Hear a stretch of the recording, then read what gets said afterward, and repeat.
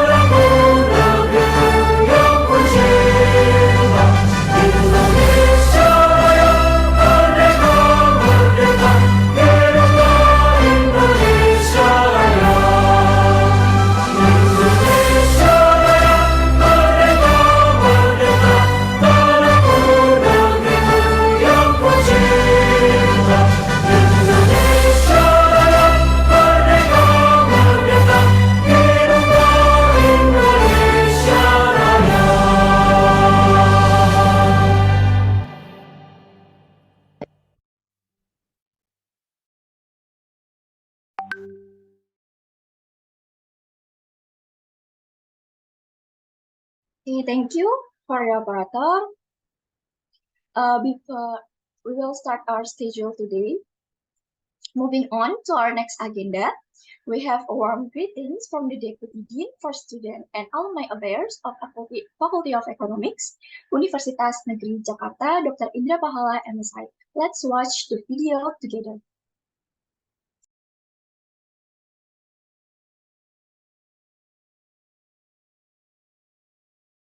Assalamualaikum warahmatullahi wabarakatuh. Good morning, ladies and gentlemen. First, I'd like to thank Allah Subhanahu wa Ta'ala for giving us His blessing so that we could hold this activity. Because of His mercy, we're sitting in His event in a good health. I'd also like to convey my gratitude towards to our speakers, Mr. Azmi Abdul Majid, RFP, Shariah, from Faculty of Business, Economics, and Accountancy, Universiti Malaysia, Sabah, Mrs. Sylvia Nabila, Azwa, Binti, Ambad, from Faculty of Business and Management, Universiti Teknologi Sabah Branch, Kota Kinabalu Campus, for Mr. Rosle Bin Mohidin, from Faculty of Business, Economics, and Accountancy, Universiti Malaysia, Sabah, Mr. Datu Razali, Datu Haji Eranza from Faculty of Business, Economics, and Accountancy, Universiti Malaysia Sabah, and Mr. Adnan Kasofi, MBA, lecturer of the Digital Business, Faculty of Economics, UNJ, as moderator. And thank you to all the guests, lecturers, and students from Universitas Negeri Jakarta, Universiti Malaysia Sabah, Universiti Teknologi Mara, and Falaya Alongkorn Rajabat University, who set your valuable time for coming to this event. Ladies and gentlemen, welcome to the Sustainable Business Symposium, integrating green finance, marketing, fintech, and HR management. We are truly delighted to have you all here today as we gather to explore and discuss the pivotal role that sustainable business practice play in today's dynamic global landscape. This symposium is testament to the collective commitment of our organizations, partners, and stakeholders towards a more sustainable future. We come together to delve into the essential phase of business to contribute the preservation of our planet, to well-being of our communities, and growth of our economies. Sustainability is not just a buzzword, it is an imperative. It involves integrating green finance, marketing, fintech, and HR management into our daily business operations. These integrated efforts will not only drive profitability, but also foster a more responsible and inclusive business environment. Over the course of this symposium, we will have the privilege of hearing from leading experts in each of these fields. We will gain insights, exchange ideas, and collaborate on how we can collectively pave the way for a more sustainable future. The success of this event relies on your active participation and engagement. I would like to express our deep gratitude to our distinguished speakers, sponsors, and everyone who has worked tirelessly to make this symposium a reality. Let's use this platform to inspire and educate, to share and learn, and foster a vision of business that truly integrates sustainability into its DNA. Without further ado, I declare the Sustainable Business Symposium officially open. May our discussion be fruitful, our connections meaningful, and our commitment to a sustainable future unwavering. Thank you, and let the symposium begin. Wassalamualaikum warahmatullahi wabarakatuh. Waalaikumsalam warahmatullahi wabarakatuh. Thank you, Dr. and Dr. Hala. We are grateful for the warm greetings. Before we move on to our next agenda, let's take a quick documentation for all the participants. Please activate the camera.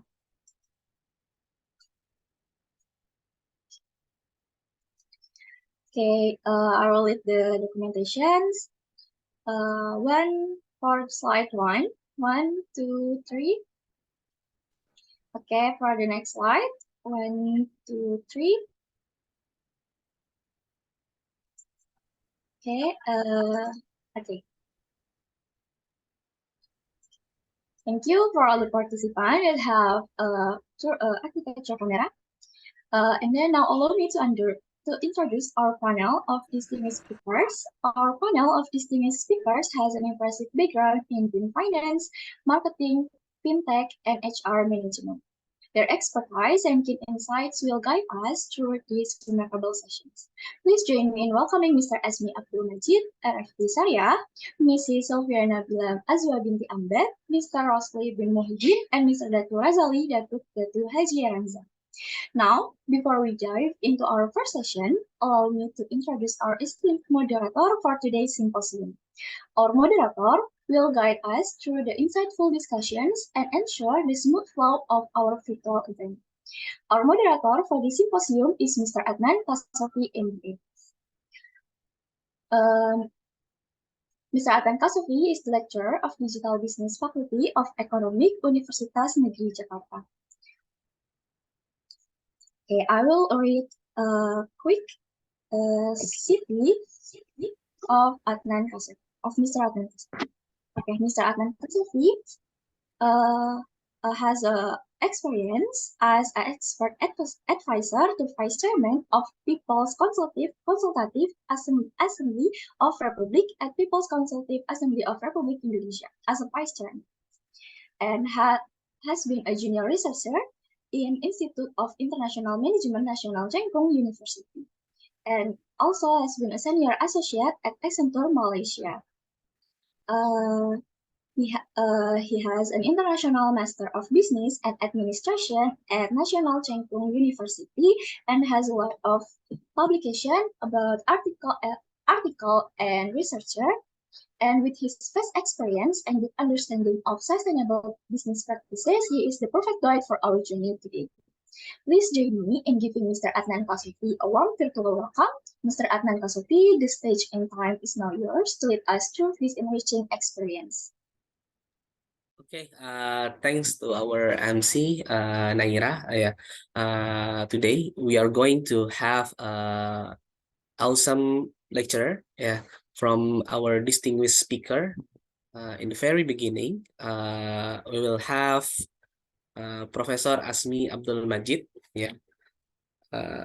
As it's stated before, this International Community Service agenda will have about marketing, fintech, HR, and so on and so forth.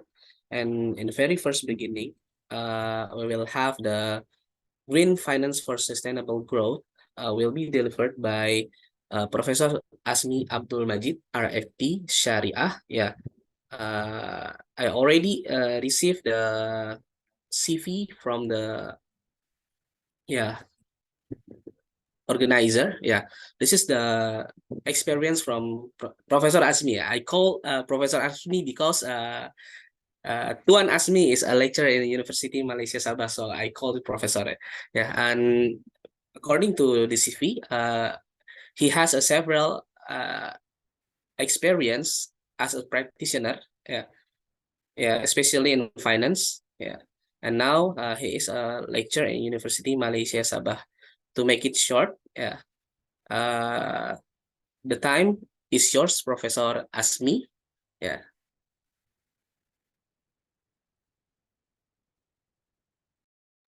Let me go into technicality. Can you hear me? Yes. You can, Yes. Okay, all right. Thank you, Miss Chairman, Naira, and then our moderator, Mr. Adnan. I would like also to have a good morning to Dr. Indra, the Deputy Vice Dean of FE, the faculty, UNJ. So very grateful to be invited here to talk about, I think, the topic of today, green finance for sustainable growth. Let me put a disclaimer when I start this session. I'm not the expert in green finance. If you go to my CV just now, most of my practitioners in the industry is related to finance and banking. In fact, in finance and banking, the issues of green finance is quite new, especially in Southeast Asia. But I think for the benefit of sharing the knowledge, I think make it a casual discussion. I will give you the floor, the introduction about green finance, some statistics going forward, and let's look at the issues and challenge going forward. After all, it's only a 30 minutes presentation, isn't it? Oh, yeah. Okay, let me share some slide. Yeah. All right. So my topic today is green finance for sustainable growth. If you look at the topics, actually there are two sentences there to be exact. One is the green finance. It's totally some sort of discipline in finance, and another thing is a sustainable growth. So I think, to be fair, we will discuss. I don't know. Let me go through.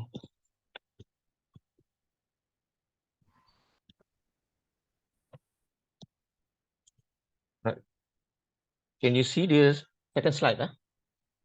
Okay. Right. I think for the discussion flow, I think I will go into four sections. Let me introduce you on the overview of the sustainable growth before we go into what is green finance. So the sustainable growth, and then we follow the discussion with the introduction of the green finance stuff. And I'll bring some figures and statistics to at least give you some ideas of where are we in terms of the green finance. And I think we're gonna end in looking at the challenges and outlook of the sustainable growth as well as the green finance itself. Okay, so I think the sustainable development, sometimes sustainable growth, and sometimes when we talk about sustainable development, then the DSG and all these ESG come into your mind. So basically, this idea of sustainable growth is not something new. It was, according to my reading, it was already there during 1970s, but I think the traction is the ideas of green financing started being popularized according to after the 1997 Kyoto Protocol. The first protocol, the Kyoto Protocol, talking about greenhouse gas reduction, and going forward in year 2000, there's also carbon credit things, carbon credit agenda, and I think the acronym ESG being popularized started in 2004, and ironically, this term was popularized by a group of bankers when they were invited in UN conference.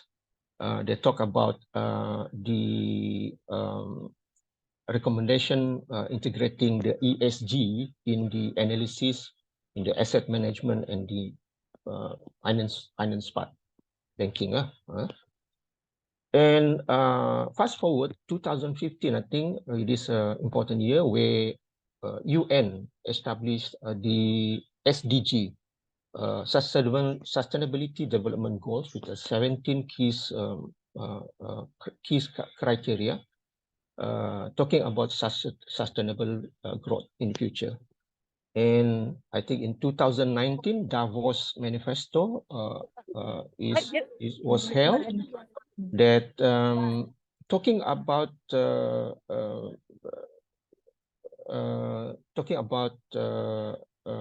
ethical principle for the companies going forward in doing their business.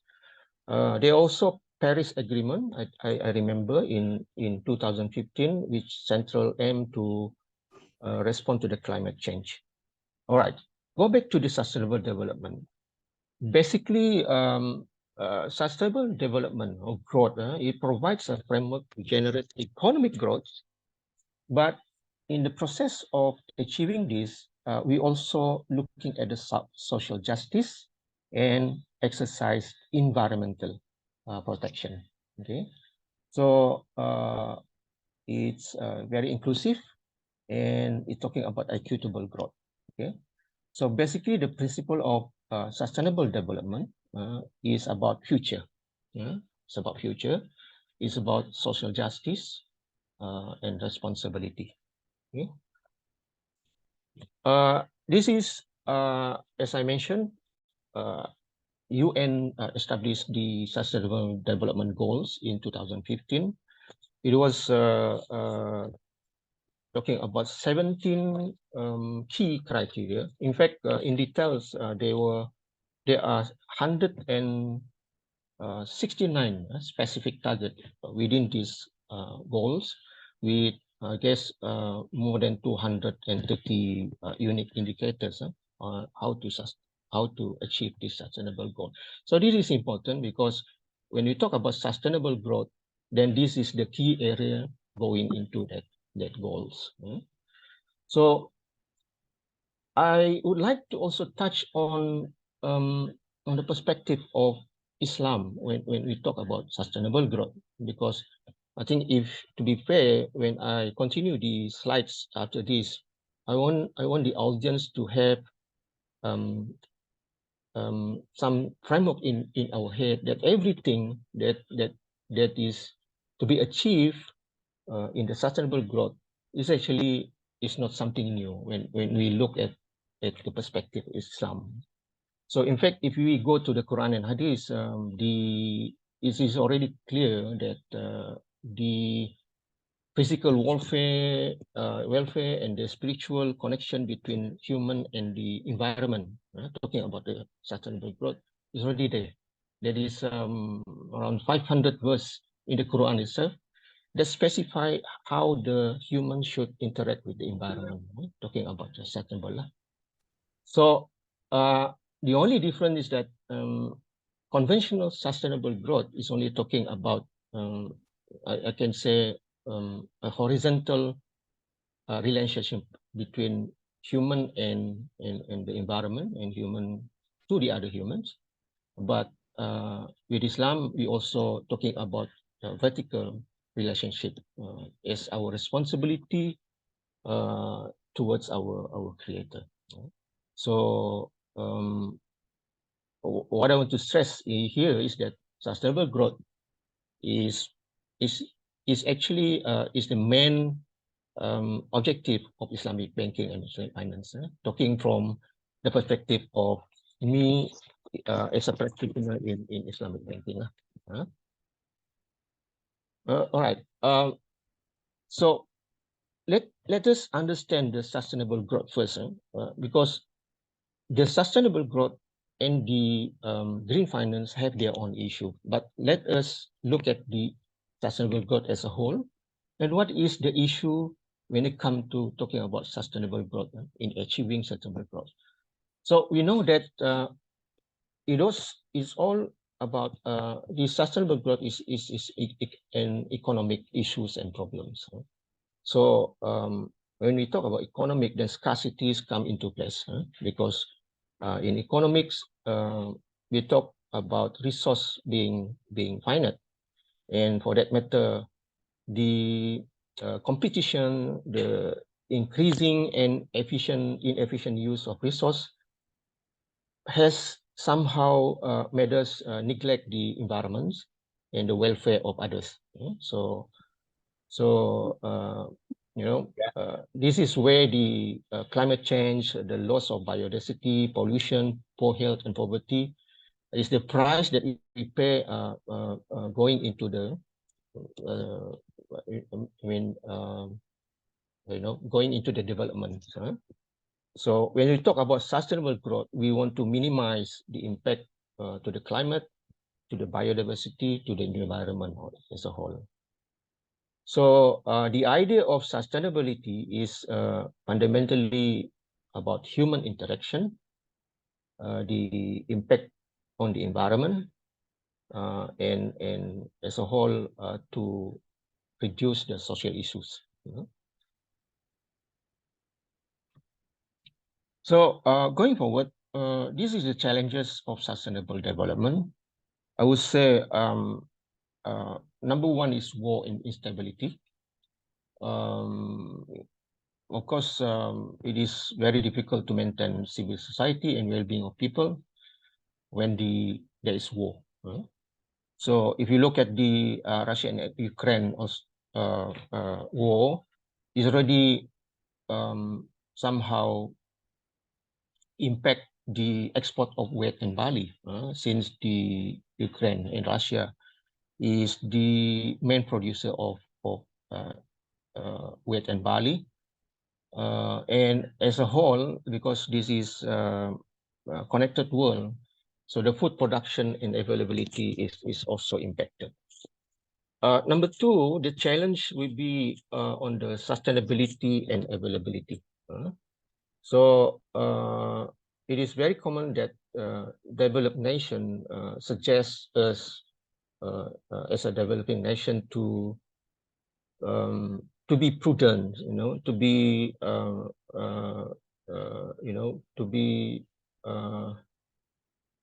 to go slow on the development process in expense of the to consider the green effect of everything. So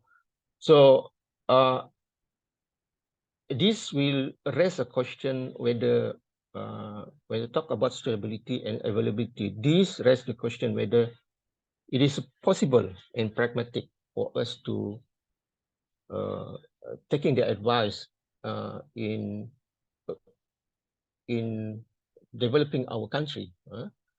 So we talk about deforestation. We also talk about greenhouse gas emissions. Although all this impact of deforestation and greenhouse gas emission is actually a byproduct of them as a industrial country. So in this case, then that is why I looked at developing country like us really need a subsidies and support in going into sustainable development. Another issues would be the governmental issues. I think the initiative of sustainable development in the country is always is not a popular agenda. So sometimes as a government, then they are very selective in proposing or supporting any sustainable agenda going forward. Number 4 is about poverty and unemployment. Okay, so basically the idea of sustainable development is a peace policy for the future. So basically, the idea, the tenet between in the implementation of sustainable growth is we are holding our world in trust of our children. So we have to take care the resource now, the world now, and be responsible in developing our country. Okay, let's go to what is green finance. Okay, by now you have the idea of what is sustainable growth, is a responsibility development. So green finance is actually defined as a financial product and services that consider environmental factor. When we talk about sustainable development, there are 3 concepts: the environment, the social, and the economic growth. Okay, so when it comes to the environment part of it, then this is where the green finance come into the picture to support the whatever initiative or project that is deemed classified as an environment projects. So green finance is defined as a financial product and services that consider environmental factor throughout the lending decision, throughout also the ex-post monitoring, the implementation of the project, and also the ongoing risk management process, which actually enlarged to promote environmentally responsible investment and again encourage low carbon technologies, gas emission, and etc. Means that whatever initiative that has environmental protection behind it is considered as a green project. Therefore, we need a special green finance product instrument to support this project. All right. In the green finance, there are three sectors of sustainable development. Come back again to the definition of sustainable growth, which is the economy, the environment, and society. I guess if you look at the green finance, to understand the green finance, I think the next slide will be sufficient enough to sum up the idea of what is green finance all about. If you look at the top part of the diagram, we have green finance there, which is basically responsible to provide green financing to the enterprise and technology. Also to be responsible for the development of green financial and products. And also, I think the most important thing is also to establish the risk procedure when it comes to how to manage or how to, in fact, exercise the green procedural in extending the loan and the facility. And in the green investment, there are some I would say the category that is fit to be classified as a green project. So a green project or a green investment is an initiative that would talk which has an objective of climate change adaptation. Also a project that dealing with so-called waste processing and recycling. There also might be water sanitation, industrial pollution, etc., etc. Okay. By the end of the day, the scope of green finance is actually an interaction of how the financial ecosystem contribute to the support of sustainable growth in the context of the environment. So going into the details of the green finance financial instrument, this is basically the category of the products that is available for now in the market when it comes to the green finance. If you look at there's equity instruments, equity talking about a direct investment towards the equity participation into the company that dealing with green project. There are also, I think the famous one is debt instrument, talking about bond, sukuk in Islamic. The thing is that most of the green finance or finance instrument that available in the market is in the form of bond. I would say in the form of bond because the nature of the green project itself, because it's require longer terms of payback period. So it is normally a bit disadvantage for a company going into equity instrument or loan, direct loan, because of mismatching of the fund source with the payback period of the so-called green project.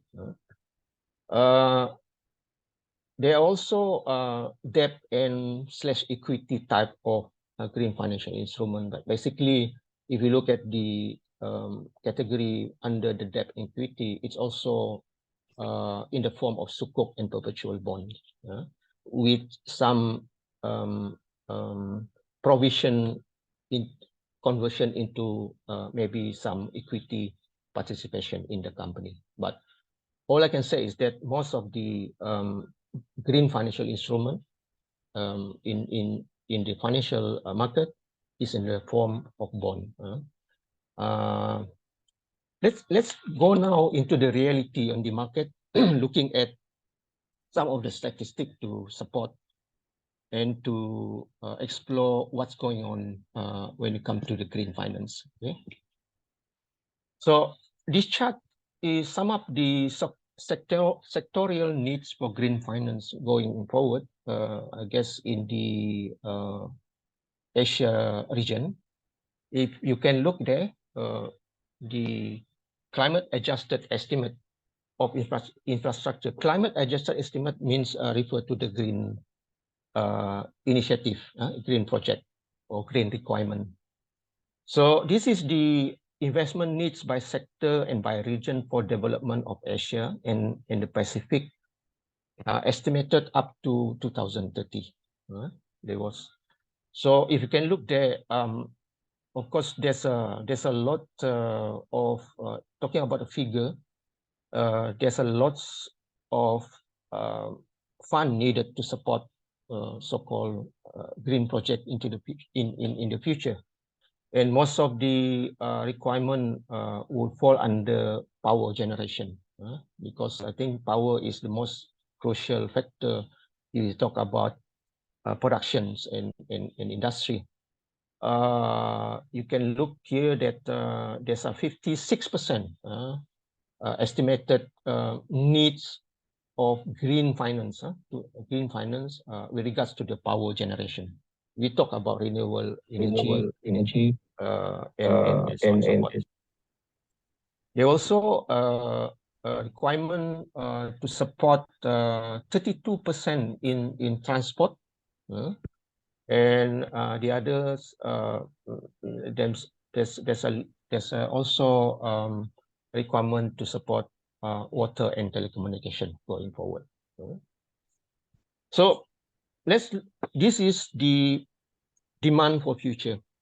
Let's look now what is the status of green financing as for now, at least as 2022. So this statistic is the latest statistic for 2022, but fortunately I won't be able to get the statistic for direct loan.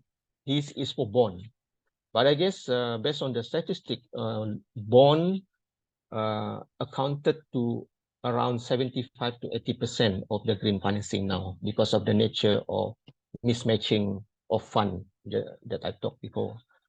So I guess looking at the bond performance and the status now is sufficient for us to understand the status of green finance going forward now. So according to this Sustainable Debt Global State of the Market report, this is the status of the bond as at 2022. So if you look at the first column there, basically there are 5 types of bond here. One dealing with the green project. Another one is the social project. There are also sustainability bond, transition bond, and sustainability linked bond. But let's concentrate on the green one, because that green is what the topic today talking about, green financing. So they are the total size of market cumulative for up to 2022. They are already 2.2 trillion. That is USD 2.2 trillion bond issued to support green environmental project from now. For now, the number of issuer is 2,457, and there's 85 countries so far.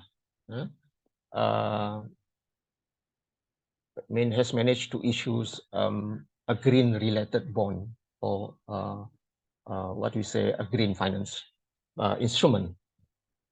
So most of the currency, most of the bond is issued in euro. So it means that you can see that most of the bond is issued in European countries.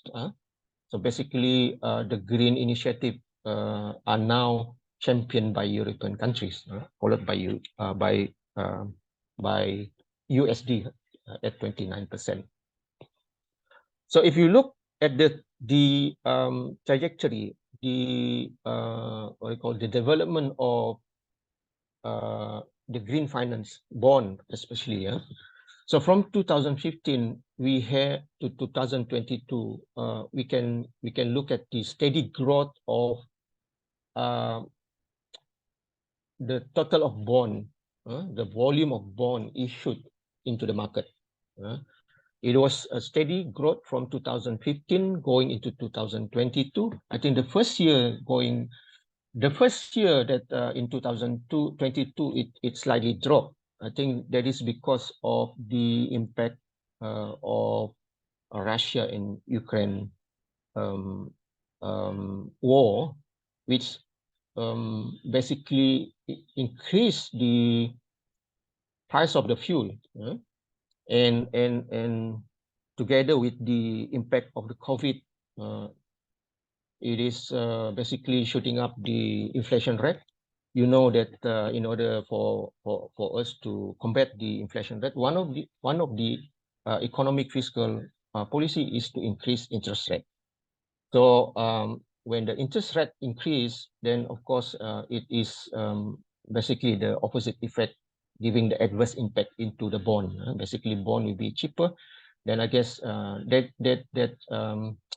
explain why in 2022 there's a slight decrease in the volume of bond being issued. Okay, let's look at the use of proceeds of green bond. We know just now that there are around 2.2 billion green bond, and most of the bond is used for energy. 35% is used for renewable energy, green energy. Another 27% in building related, green buildings and so on and so forth, and also transport. In fact, the main three, energy, building and transport, already accounted around 77% of the bond, the green bond issued.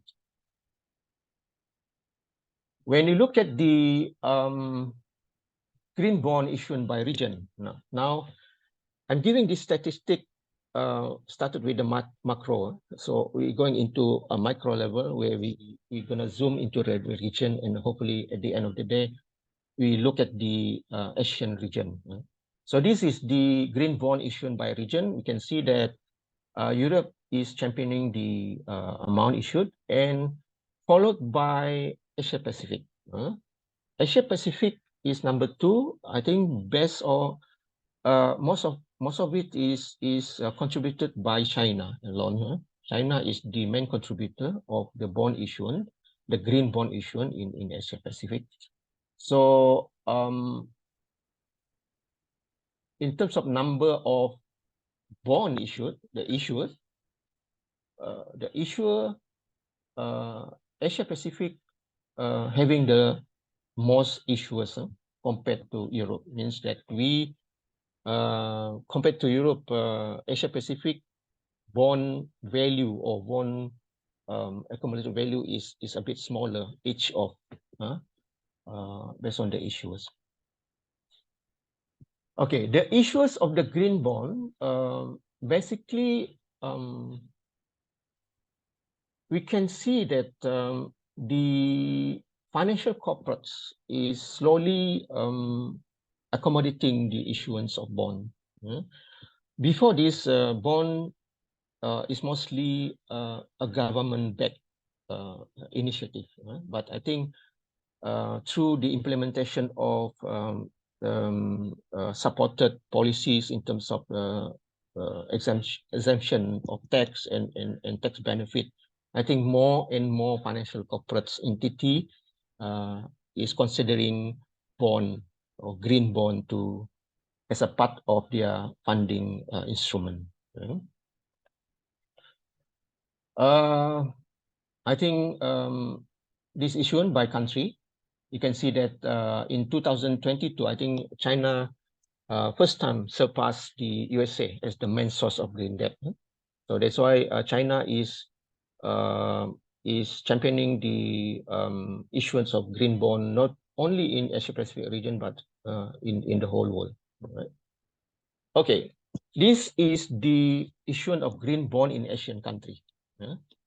So we could see that it's still very low in volume, but I think as time goes by and there are more exposure and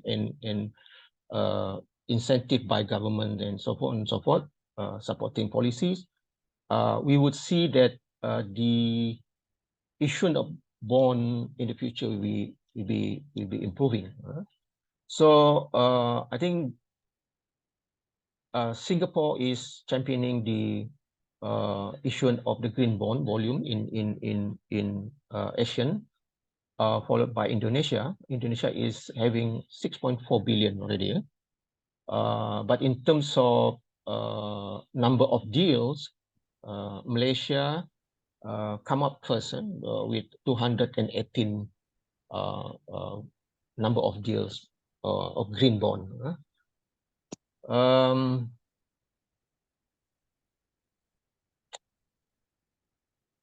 And talking about the use of proceed for the bond in Asian, this is a bit, this statistic is about a bit old, 2018. But you can see that in the Asian region, the bond proceed is used mostly in green building, compared to the other part of the world. Most of the use of proceed of bond is actually used for energy, for renewable and green energy. In Asia, energy only accounted 32% compared to the green building use of proceed of 43%. That is slightly the some statistic that support and explain, or at least stated the status of bond or green financing in the world and in the Asian for now. So sorry, Professor, we only have 3 minutes. Okay, never mind. I'm in the last two slides. Okay. So I think going forward, I think to be fair, let's look at the challenge on the green finance itself. Of course, we have a challenge in achieving the sustainable growth.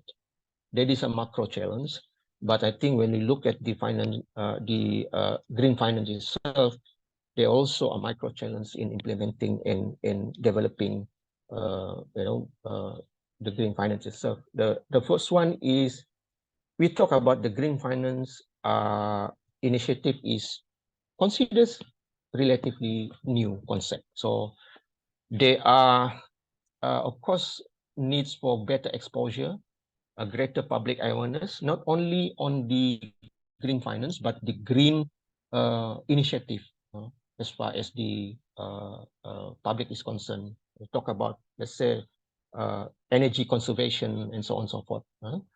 Number two, I think this is so feasible. The ROI for green initiative is basically not evidence. And if it is evidence, it's very difficult to ascertain, because if you talk about green finance and green initiative for that matter, the conventional cash flow, if you are the bankers and you look at the conventional cash flow, you cannot find the conventional IRR to support any green initiative. So going forward, we need a different view of how to assess the green initiative as far as the project cash flow is concerned. And we have to also establish a clear framework on how to, to translate the cost, the extra cost with regards to the implementation of green initiative into some sort of monetary value to compensate the lower IRR and longer payback period. Yeah, come back again. The issue number 3 also I think related to issue number 2, which said that green project require long investment. So that's why it's adversely impact the payback period as far as the assessing the project is concerned. And number 4, this is also, we can say that there's a lack of government incentive and established taxonomy in terms of the definition. What is the definition of a green project, and how could you enjoy some benefit of tax exemption and going so forth, But despite of that, the outlook for green financing or green initiative is very much bright,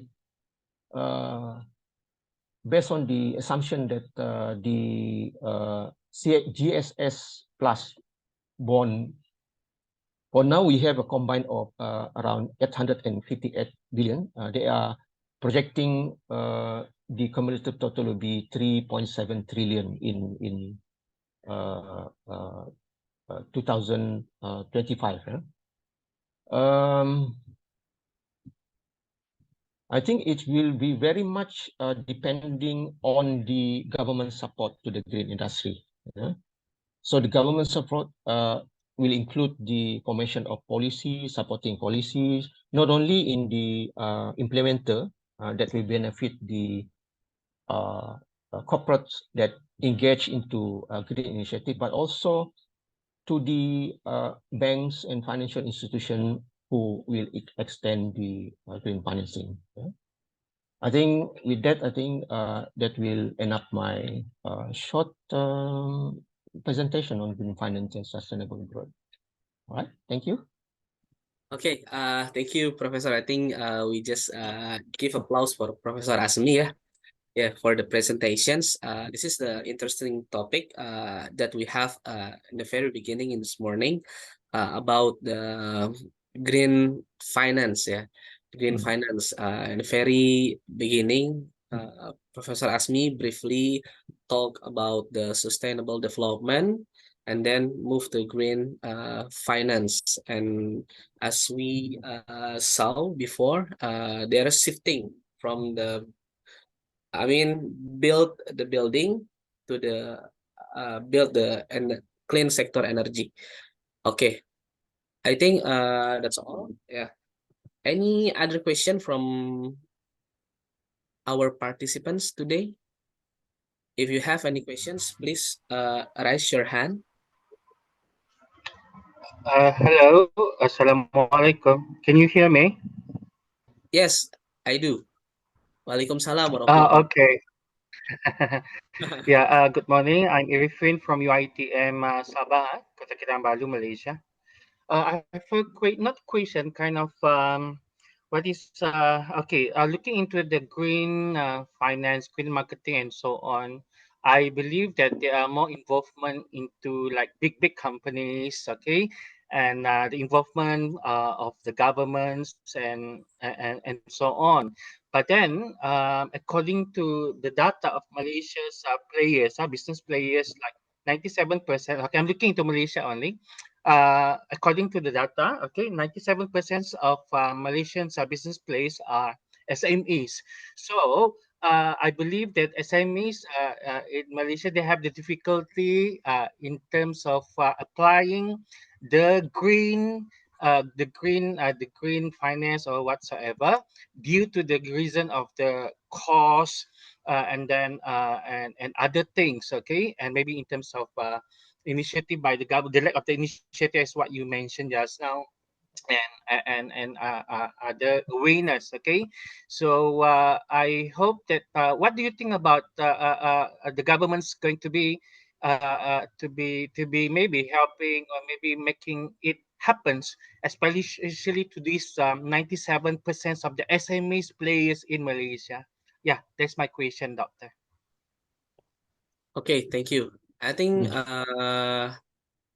I just give it the question to Professor Azmi and waiting for another question after Professor Azmi answer the questions. Okay. Okay. Well, I'm not very sure where the question leads, but I guess if I'm correct, my understanding is that you're talking about how do we extend or how do we increase the participation or at least promote the um, application of the green finance towards SME. Okay. I won't be able to answer that directly, but I guess the issue of promoting green financing uh, is the same issue as you promote Islamic finance into or Islamic banking into SME banking. You know, the same issue. So we talk about it's a two-pronged issues. One is come back to the green finance. In order for you to be classified as a recipient of green finance, then you have to be engaged in the activity that is deemed considered as a green activity. And for a SME to involve is in a green activity is quite costly. Is I'm not saying that it's not possible, but it is quite costly because um, at the background of you implementing green initiative, there are also conventional ways of doing that. Means that as far as the cost benefit is concerned, when you engage in the green initiative or you consider uh, uh, uh, implementing green procedure in your business, it normally will increase the cost. Yeah. So it is unfair for me to comment on the takeoff of the so-called green investment or green loan, green fund from the government because I have not seen yet the details of how you be able to be um, you know consider for that. But I think it come again back mostly on the cost benefit analysis and the cash flow is concerned. But of course, there should not be constituted as a negative connotation. I would like also to see in the future that more and more participation by the SME and also maybe a more flexible and accommodative policy by the government in supporting the green finance. You know? I hope that will that is sufficient to answer your questions. Yes, Doctor. Thank Oh you. yeah. Thank you so much. All right. Yes. Okay. Thank you, Mr. Irvin, for the questions. Okay, we have another question, Professor. Yeah. But in this chat, I will read for you. Good morning, Professor. I'm Naufal from Universitas Negeri Jakarta. I have a question for this topic. As a financial analyst, what are the guidelines or key determinant for classifying such practices are sustainable and good for environment? When we have big hedge fund like a BlackRock and Vanguard funding weaponry corporation, which allegedly are supplying Ukraine in the current war with Russia. Well, I think yeah, it's a good question, but I think the issues to the ability to answer this is also quite difficult because this is the tangible issues when it comes to green financing. The definition of what is deemed considered as a green. You know what I mean? So, I said, as a practitioner, I would say that when we are dealing with money and fund, the justification of the cash flow is number one. You know, it you shouldn't violate that first principle. It's all about time value of money. It's all about positive cash flow. And the challenge with the green initiative or green project is to satisfy the cash flow, but not until we have a specific guideline as a practitioner of what is considered being profitable for us, you know, or how at least in a way we share the risk between the funder to minimize the risk of the return of the investment. Then we can talk about you know, promoting green financing. That is why you can look at the performance of the statistic of the issuance of the bond in green financing. It's not from the bank. It's from private institution. It's also backed by government, you know, because as a banker, you talk about purely return.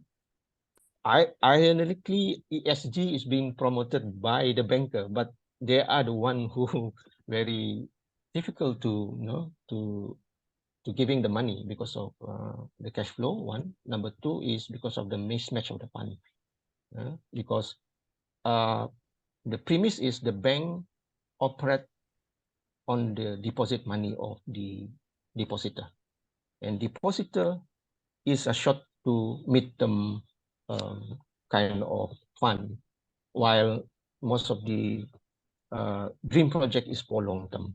So there's a mismatch. So maybe we can look at the other method, creative method for the bank to being to support you know, the green finance in the future.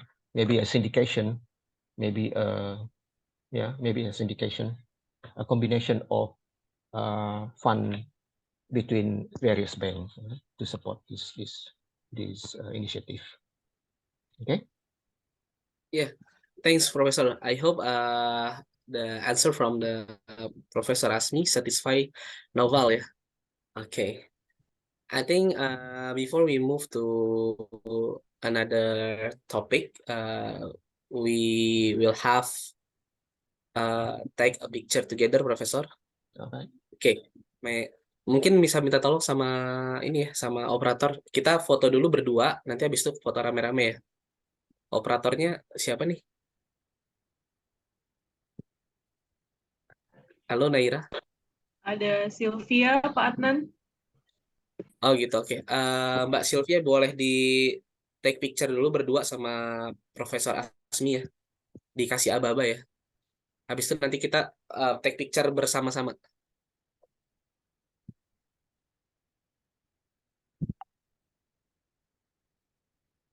Halo Ya, Sylvia. apa dia? Habis Adnan? Iya?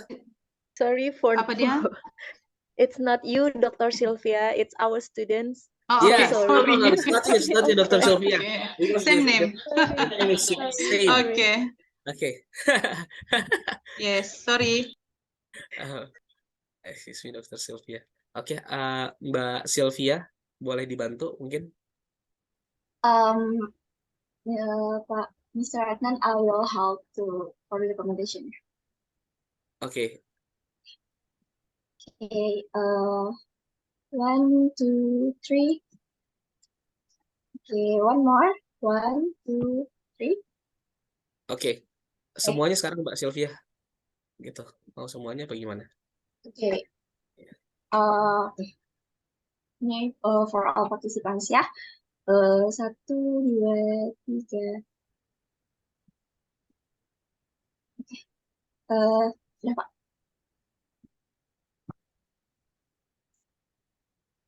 Oke, ya. Oke, give applause for Professor Azmi by today's presentations. Yeah, about the green finance. It is very interesting topic. Yeah, I think we will move to another topic. Yeah, we will have Professor Dr. Sylvia. Sorry about the misunderstanding, Dr. Sylvia, because the name is the same. The name is same. Okay, yeah. I will give the information about Dr. Sylvia. She is the associate professor in Faculty of Business Management, Universiti Teknologi Mara, yeah, Sabah branch, and she took Ph.D. in Economics and Muamalat Administrations in University Science Islam Malaysia, and her expertise and skills,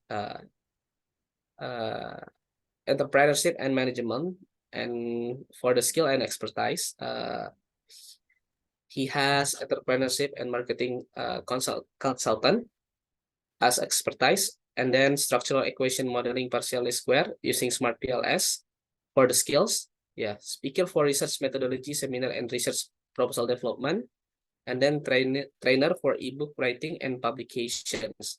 And you might see the publication that she did. Yeah, it's a lot.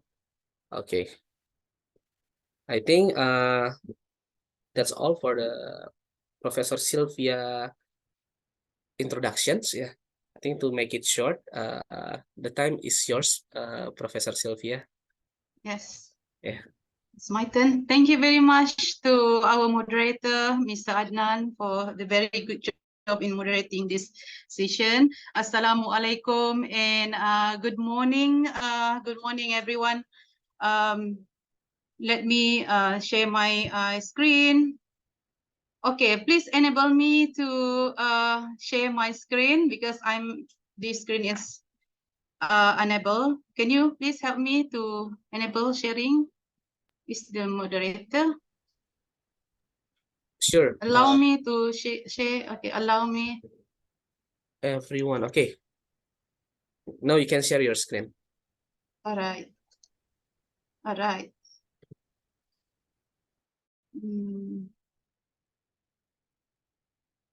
All right. So first of all, I would like to thank and congratulate UNJ for this organizing this international symposium. Is a platform for us to learn more about sustainable, and sustainability becomes a hot topic now. Yeah. And I hope all the participants from various countries, especially Indonesia and Malaysia, will stay with us from until the end of this session. Okay. And as mentioned by Mr. Adnan just now, thank you for the introduction. My area of expertise actually is on entrepreneurship and management, but I'm also supervising a lot of marketing students, and also consultation in marketing area. But to be frank with you, green marketing, we are in developing countries, Southeast Asia, we are still lacking in terms of, especially, maybe our awareness is high, but our knowledge on green marketing is still new. All right, so let me begin this presentation because we don't have much time. I wish I have more time for my presentation, but there's a very limited time. If I look at. Okay. Cuman fokus tulisan Alright, kepala gue first of ternyata all, bawahnya tantri kok nggak masuk tantri. okay. Somebody please turn off your mic. Okay. This is my I would like to know the knowledge. Yeah. Okay. Before that, can you give me emoji for those who come from Indonesia? Emoji, please. Emoji, smiley or what? Oh, tak ada smiley ya. Give me emoji. Okay. And okay, so no, or also then okay. Thank you for the emoji from Malaysia, emoji from Malaysia. Okay, from other country, yeah, thank you and congratulations. Okay, before that, I want to take a quick survey. You can go to menti.com and you can use the code 43738808 to vote. Yeah, have you heard about green marketing before? Or this is a new term? This is a new thing that we are going to learn today. So can you give your feedback on the Menti on menti.com? Go to menti.com, go to Google and Google menti.com, and you can use this code 43738808. Boleh tak? Boleh. Can you vote? Can you vote yes or no? Have you heard, whether you already heard about it or not yet? Okay. Guys, can you do that? Can you do that? Because majority of our respondent today is our students. So I would like to know your, all right, we have the result here. Although there's only 6. Can you see my screen? There is a blue and pink here. Can you see it? Yes. Yes. Wow. So yes, 7. Yes. No 8. Okay. We are still counting. There are only 15. There are only 15 participants here. Okay. All right. So majority of you. Okay, you still can vote. You still can vote. Okay. Okay. Majority of you haven't heard about, yes, haven't heard about no. Pink is no. Okay. 11. Okay. So most of you haven't heard about the term green marketing before. Okay. Thank you very much for the participant. You still can vote. Still can vote. Okay. This is our code. You can take a picture. All right. Okay. Thank you for the answer. Okay. All right. Okay. So this is the presentation outline today. We will talk about 2 things. Okay. Basically 2 major points: green marketing and eco-friendly product. And after that, what is the green marketing mix or green marketing strategies used by the brand and the examples. All right. What you can see from this slide right now, what is this? This is what would happen, what is happening in the world right now. And it maybe will continuously happen to this earth due to less intention to our environment. Okay. Now we are talking on climate change. It's become a hot topic. Have you heard about climate change before? Students, climate change, we are unable to predict the weather because of the pattern of weather is changing due to this due to the effect of due to the effect of due to the less intention to the environment, the protection of the environment. So the hotter temperatures, increased drops kemarau lah in bahasa Malaysia. In Indonesia maybe kekeringan, yeah. So a warming, a rising level of the oceans, a loss of species. We don't have enough food. We are talking about food security right now because our soil is not that suitable for the agriculture. It's threatened the life. It's threatened our life, and also depletion of natural resources. What is the natural resources? You can Google it now. Okay, what are the natural resources? This is all the effect of our behavior. We forgot about the environment, more health risks, which we can see our environment, the pollution, and a lot of disease that we never thought it would happen, but it's happening. And of course, it will lead all of this. If we continuously harm the environment, we don't care about go green. It will destructive. Yeah, it will destruct our environment. It will destruct our life. It will lead to poverty and displacement. So this is how serious our topic today. Yeah, it's so serious. That's why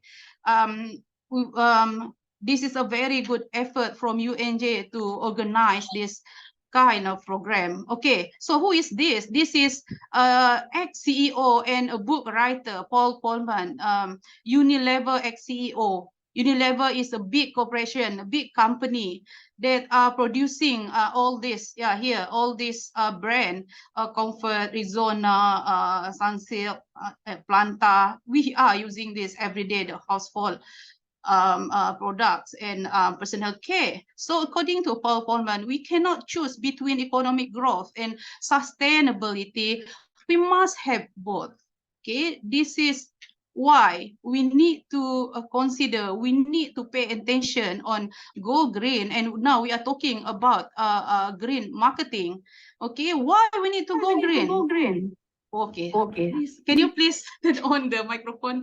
Okay, all right. So it will help to address the urgent environmental challenges, mitigate climate change, because in 2020 recorded the most hottest temperature, conserve resources.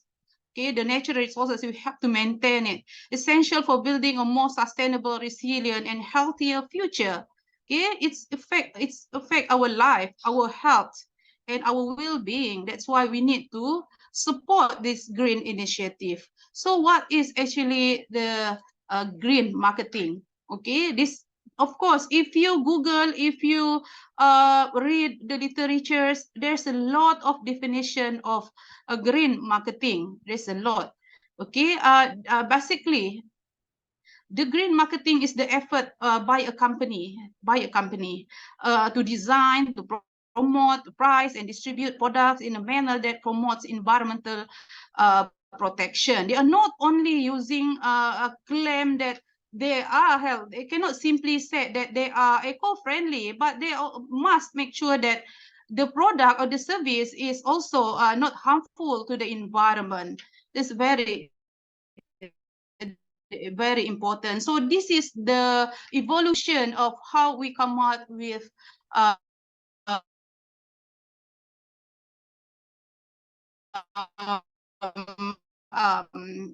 green marketing of the literature. Said that we start with the ecology, the term ecological marketing in 70s, and then this is and then environmental era, and now it's become more prominent, it's become more popular in the middle of 90s. All the corporate effort in recycling, energy efficiency, and change in the production. So it's here, it's just the same. So have you recently seen any green marketing campaigns? Okay, maybe the most obvious one is we cannot, there's no plastic in supermarket now. Okay, this is one of the campaign that we see every day in our life. Okay, so this is a body shop. Yeah, I am forever against animal testing. This is one of the very famous eco-friendly advertisement or product. And then, okay, when we actually are looking for the company that are famous in doing green marketing, you will see Patagonia. Okay, we don't know about Patagonia, but it's very famous in US and other countries. They are selling external clothes, or yeah, the clothes. So the advertisement is, don't buy this jacket, don't buy it. This is actually a reverse psychology, right?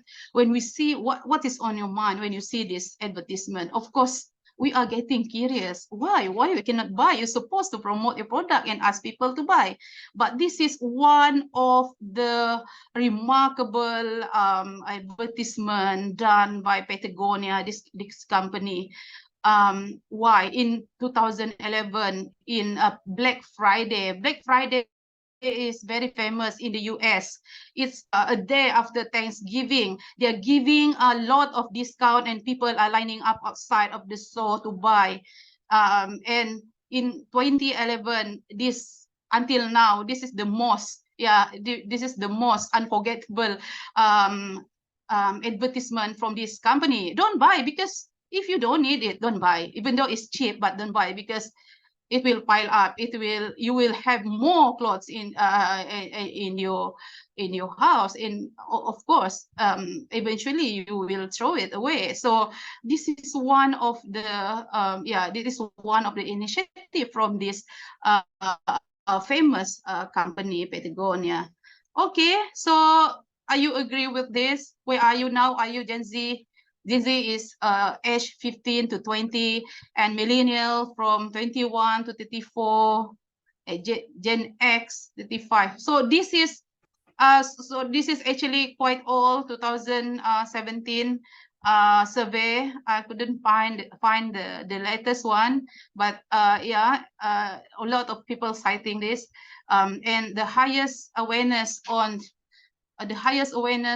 the environment protection from millennials, because maybe they are the user, the highest user of social media.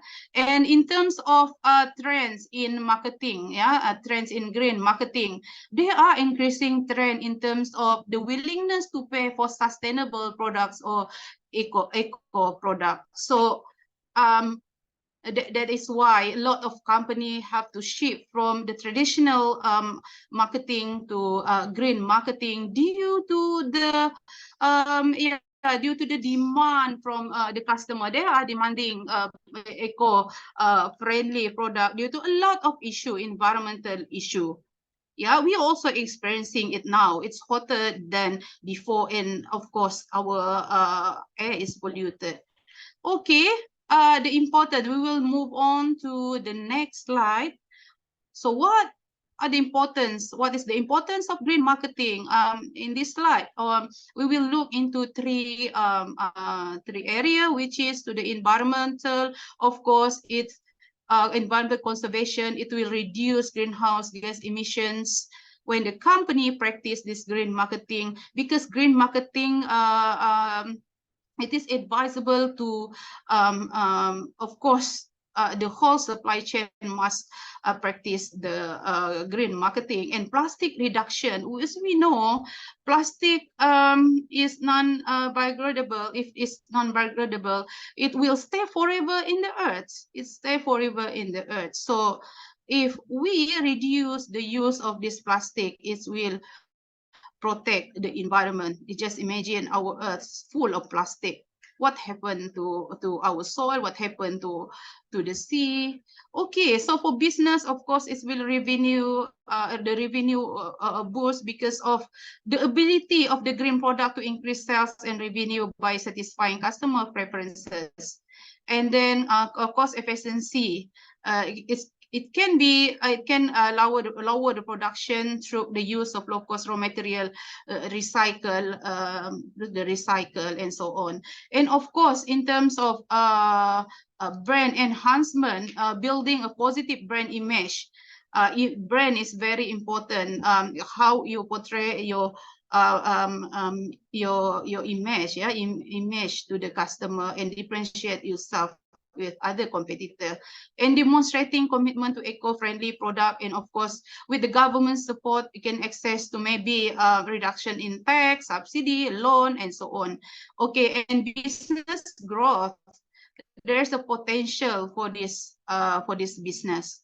Okay, and then because it will become your competitive edge. Competitive advantage is very important, is highly required if you intend to sustain in the market, sustain in the business.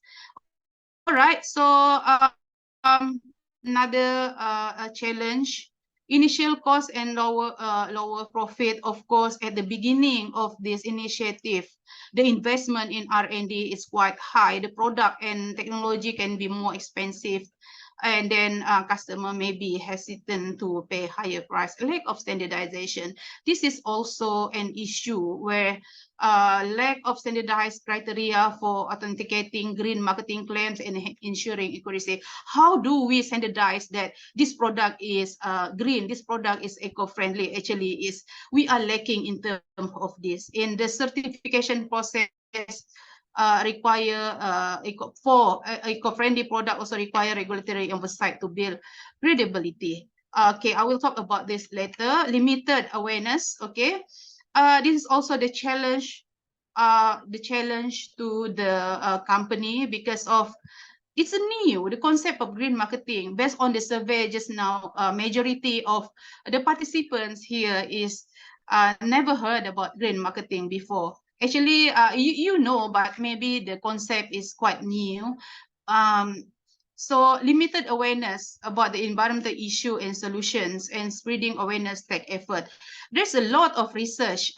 When we read the literature, the research, the awareness on the go green and support that we need to support the environment is high, but in terms of practical, in terms of our behavior is otherwise. Yeah, it's lower in terms of execution. We are still lower in terms of that.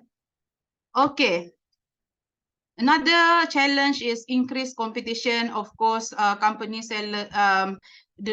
more company will go for that go green because of the benefit of that, and then the consumer attitude. They may be they are not willing to spend extra on green product, right? And then we move on. Sorry. Okay, so greenwashing. What is this? Okay, what is this? Never heard about green marketing before. And there's another term called greenwashing. Greenwashing. This is, I mentioned, related to the challenge, yeah, related to the challenge just now in implementing this green marketing.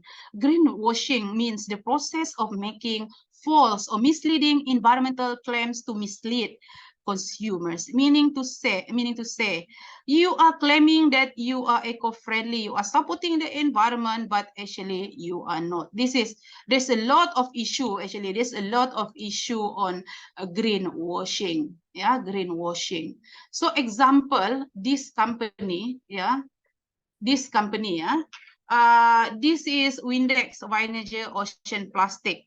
They claim that, okay, this is the advertisement, 100% recycled ocean plastic bottle, meaning to say they retrieve the plastic from the oceans, and then, but actually the ocean plastic that they are claiming, in this packaging, actually is not retrieved from the oceans. It actually sourced from plastic banks, plastic banks in Haiti, the Philippines, and Indonesia. So plastic collected on land that would otherwise have leaked into the ocean, which is usually known as ocean-bound plastic. So there's a misleading in terms of the advertisement and the claim. So this is what we call as greenwashing. Okay. So today you already know about green marketing and the greenwashing. Okay, we move on. Sorry. To the eco-friendly. This is the second part of my sharing today, which is eco-friendly products. Okay, we need these eco-friendly products actually to support the green marketing. We need this green product. Okay, green products or service. Okay, so eco-friendly product basically. When I ask my diploma students this week, have you heard about eco-friendly products before? And surprisingly, their answer is, we know eco shop. We know eco shop, they said. No, it's not about eco shop. Here in Malaysia, we have eco shop where all the price is lower. It's less than, it's all RM5, so it's considered cheaper. So it's not, so we are not talking about that. We are not talking eco here is not the economy, but eco here is, we are talking about eco-friendly product.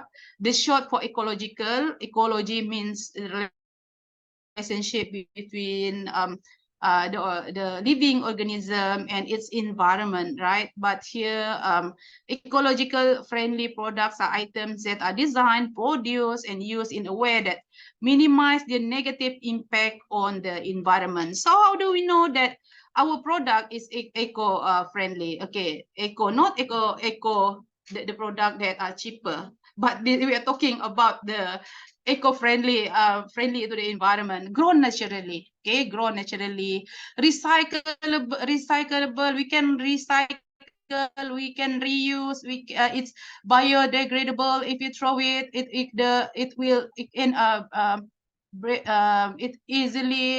easily disappear from this earth, and made from natural ingredients. One thing about natural ingredient actually is not only it's safe for our health, but it's also actually we are helping the farmers. We are helping the farmers and the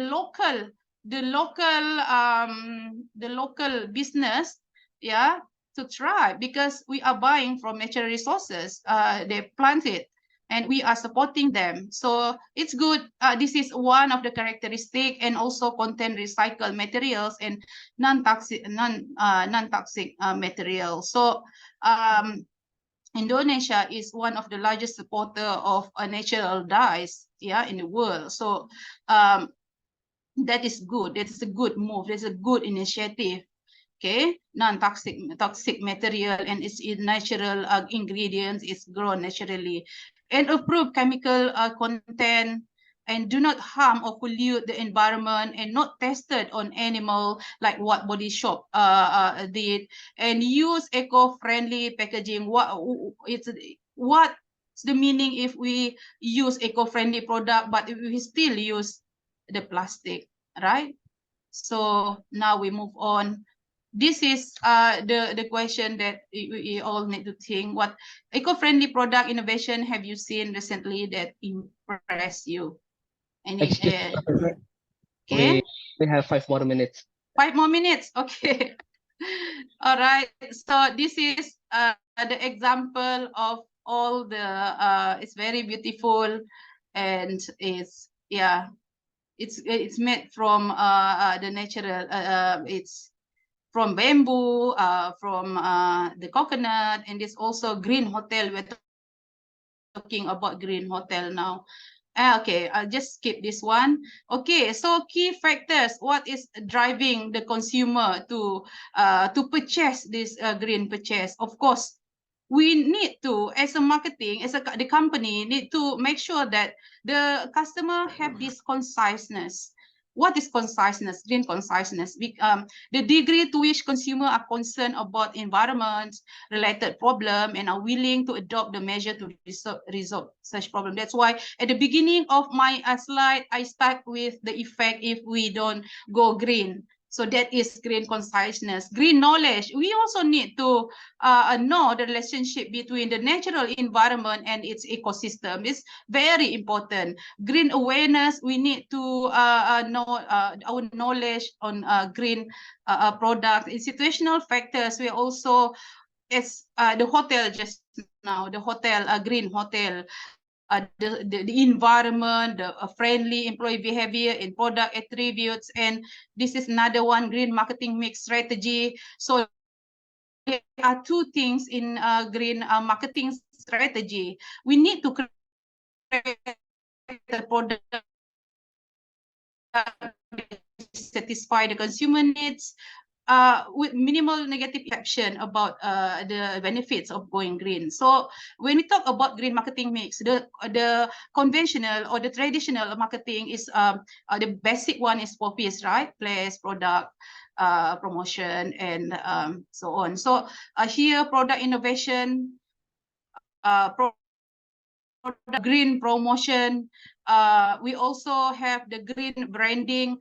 Branding is very important because it will differentiate our from the other, and green supply chain from the manufacturer to the end user. All of this system, all of this network must adopt the green eco-friendly product. So green pricing. So we will look into the example Tesla, as we know, this is the most famous one, using solar and so on.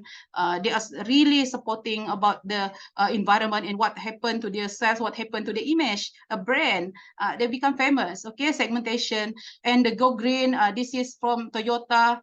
Yeah, if you see the movie from US, they talk a lot about this. They're using hybrid, and this is from the IKEA. IKEA product actually brand itself is green. Yeah. Okay, so IKEA is very famous and one of the customer preferences. Yeah, if I'm not mistaken, this is from Sweden, right? Okay. So supply of green pricing, again, Patagonia use this. They are donating 100% of the sales to grassroots environmental groups. So that is how they create the image, how they position their brand. And what we can learn from this example, product innovation strategy, communication strategy, the story telling is effective now. How do we convey our story, our product, and price value proposition? The first thing in selling a product is value proposition.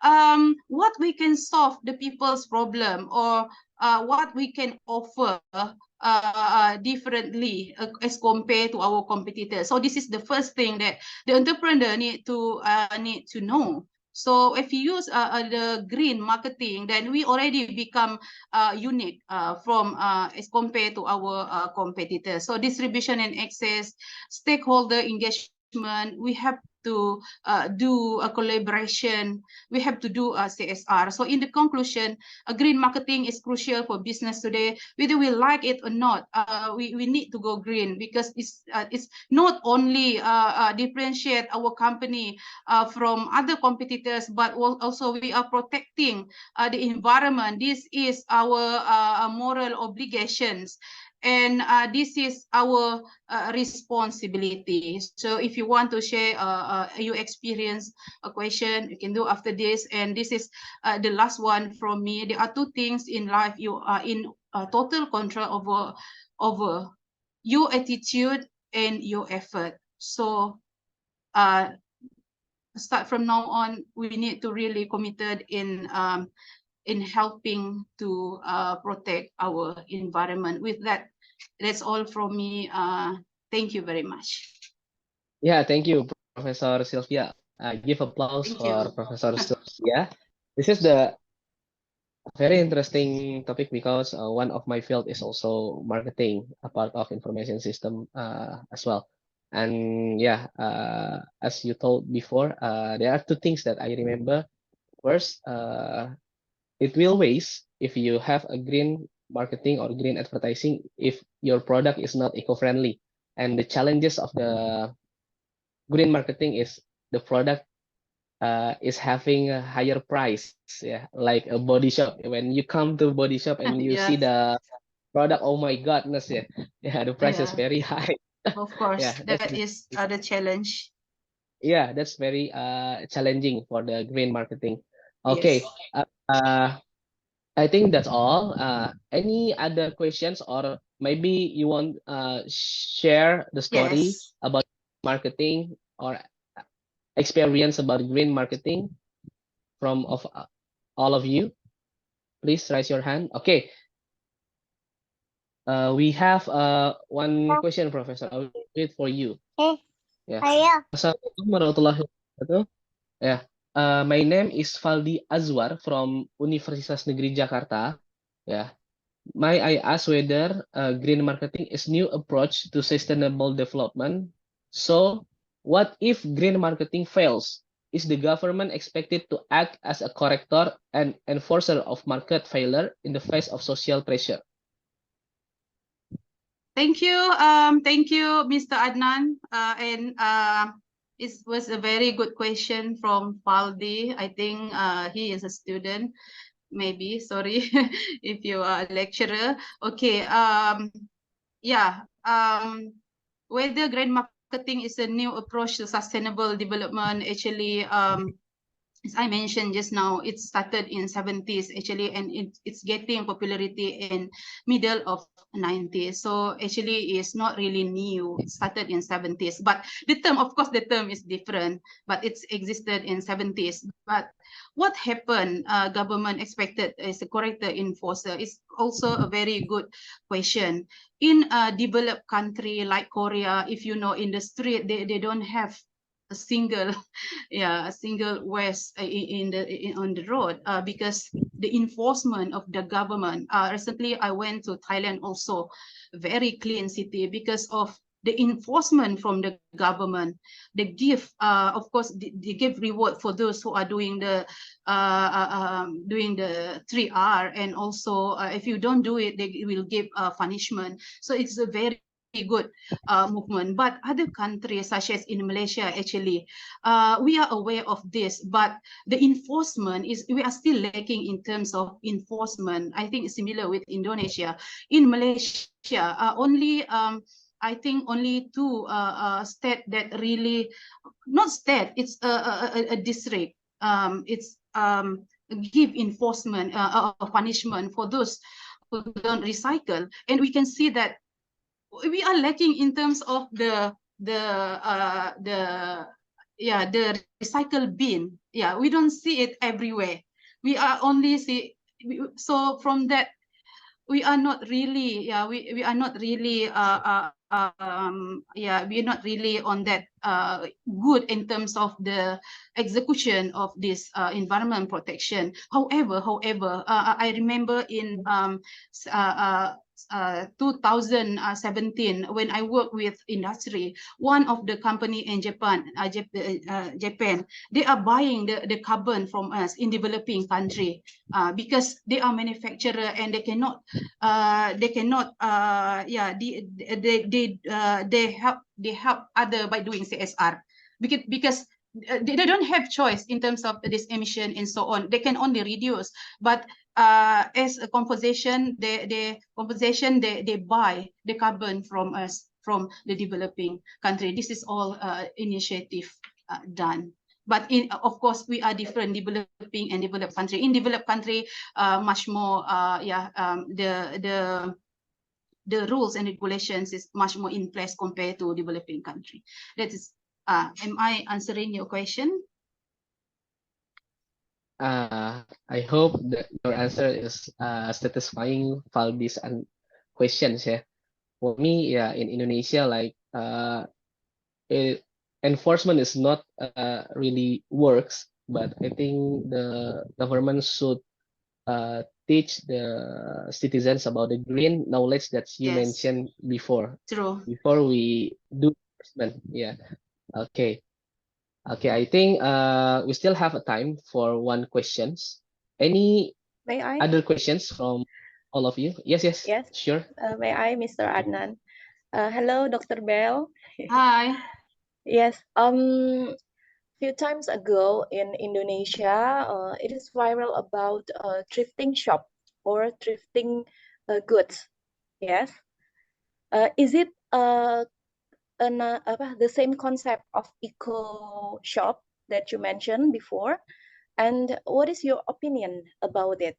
Because there are two sides, two sides. I mean, is it sustainable effort, or it's not good for our country? Thank you. Okay. Thank you, my friend. Actually, you are talking in Malaysia. We call it as pre-love item, right? We can trade or what? Is it? Yeah, What do you mean? It's like a bundle shop. Thrifting. Thrifting, it's like a fast fashion from Europe or American. We import it to Indonesia and then we sell again in Indonesia bekas, barang bekas, baju bekas from fast fashion. Yes, we do that. It's called bundle in Malaysia. Bundle. Pre-love, it used cloth, right? Pre-love.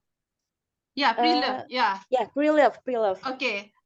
Just now, it's actually, I have two perspectives of this. Okay, actually, when we see just now what is the characteristic of eco-friendly product, of course, it's recyclable, reusable, we can reuse it. So we already fulfill that. We already fulfill that criteria. That is the first perspective. Another perspective, actually, it's will pile up because we don't use. If we notice certain of the clothes, actually, it's for winter, right? We don't our weather is not suitable for that kind of for the kind of clothes, and of course oversized. Our size in other countries, especially non-Asia, of course, it's much bigger than us. So in a way, actually, it is also will contribute to it will harmful to the environment where we should throw it. So we have two perspective on this. It could maybe it could help, but in other perspective, it also harmful to the environment. Still, maybe it's not really sustainable. Otherwise, we need to do something about the excess lambakan the clothes from outside our country. But it's a good idea, actually, right? But I've seen a lot of clothes being thrown. Yes, thank you, Dr. Bell. Thank you, Mr. Azmi. Okay, thank you, Professor Sylvia. I think the session will end soon. Before we move to another session, bisa minta tolong sama operator lagi untuk kita bisa foto berdua dulu, terus nanti semuanya sama-sama. Ya begitu. Okay, please let me take the permission to take a screenshot in 3, 2, 1. One more time. 3, 2, 1. Okay, thank you very much. Okay, thank you everyone. Thanks. Okay, give applause for Professor Sylvia. Yeah, to bring the interesting topic about the green marketing. Yeah, I think we must care about our environment. Yeah, green finance and green marketing talk the same things: climate change, yeah, and sustainable things. Okay, we move to another session. Yeah, these sessions we will have Professor Rosle Bin Mohidin from Universiti Malaysia Sabah, and the topic that we will deliver today is Fintech solution for sustainable finance. Yeah, this is the profile of Professor Rosle Bin Mohidin. Yeah, you can scroll down. Yeah, okay. He is a AACSB director from January. This is the AACSB accreditation, Professor. Yeah. Oh, very. No, actually, awesome. we are given the task and responsibility to get the accreditation. Oh my God. That's the toughest part that we are doing for the next 7 years. Okay. Miserable. To meet you personally. Yeah. Yeah, miserable life. Yeah, and he is also a senior lecturer in UMS, ya, UMS, and before pegawai vokal di sama community ya. Okay, to make it short, I think I just give the times and stage to the Professor Rosle. Times is yours, Professor. Okay, thank you very much, Bapak Adnan. Yeah. Assalamualaikum, yeah. Okay, Assalamualaikum and a very good morning, yeah, to all, because ours is 11:48, okay, so it's still morning, right? So basically, I was given this topic, okay, just to share with you, okay. I was given this topic, fintech, okay, fintechs in finance, okay. So I just got the full topic, fintech in sustainable finance, about a couple of weeks. I know, no, I'm in last week, okay. So I'm preparing to niche that presentation so that it's it's tied up with fintech and how that fintech helps sustainable finance for companies, okay. So I will be sharing my slide, okay. Okay. All right, so everyone can see my slide? Yes. All right, just a minute. Just a minute, yeah. Okay. So basically, when was given a topic, and then as we all know that fintechs now is in thing, okay, even though it's new thing, not new basically, but for me it's still considered new, because when I talk with my students, okay, they still don't know, even though they're actually utilizing that fintech technologies, okay, like for example in your payment systems, okay, so everything is using your wallet, right, your handphone. So it's considered is a fintech solution for your finance. Is it right? So my presentation, the way that I'm going to highlight my presentation is that, okay, I will start with the introductions and then fintechs maps. Okay, fintechs maps is about the fintech situation or ecosystem in our country, Malaysia, and also in Indonesia. And then we look into some data pertaining to both countries, and then some example of fintech, and then some potential benefits and risks of fintech. Of course, that if you look into today's environments, okay, a lot of people being scammed. Yeah, it's not like 1 million rupiah, but sometimes it can be 100 million rupiah being scammed. Okay, this is kind of technologies that sometimes we have to be aware of also. Okay, beside that, it help companies.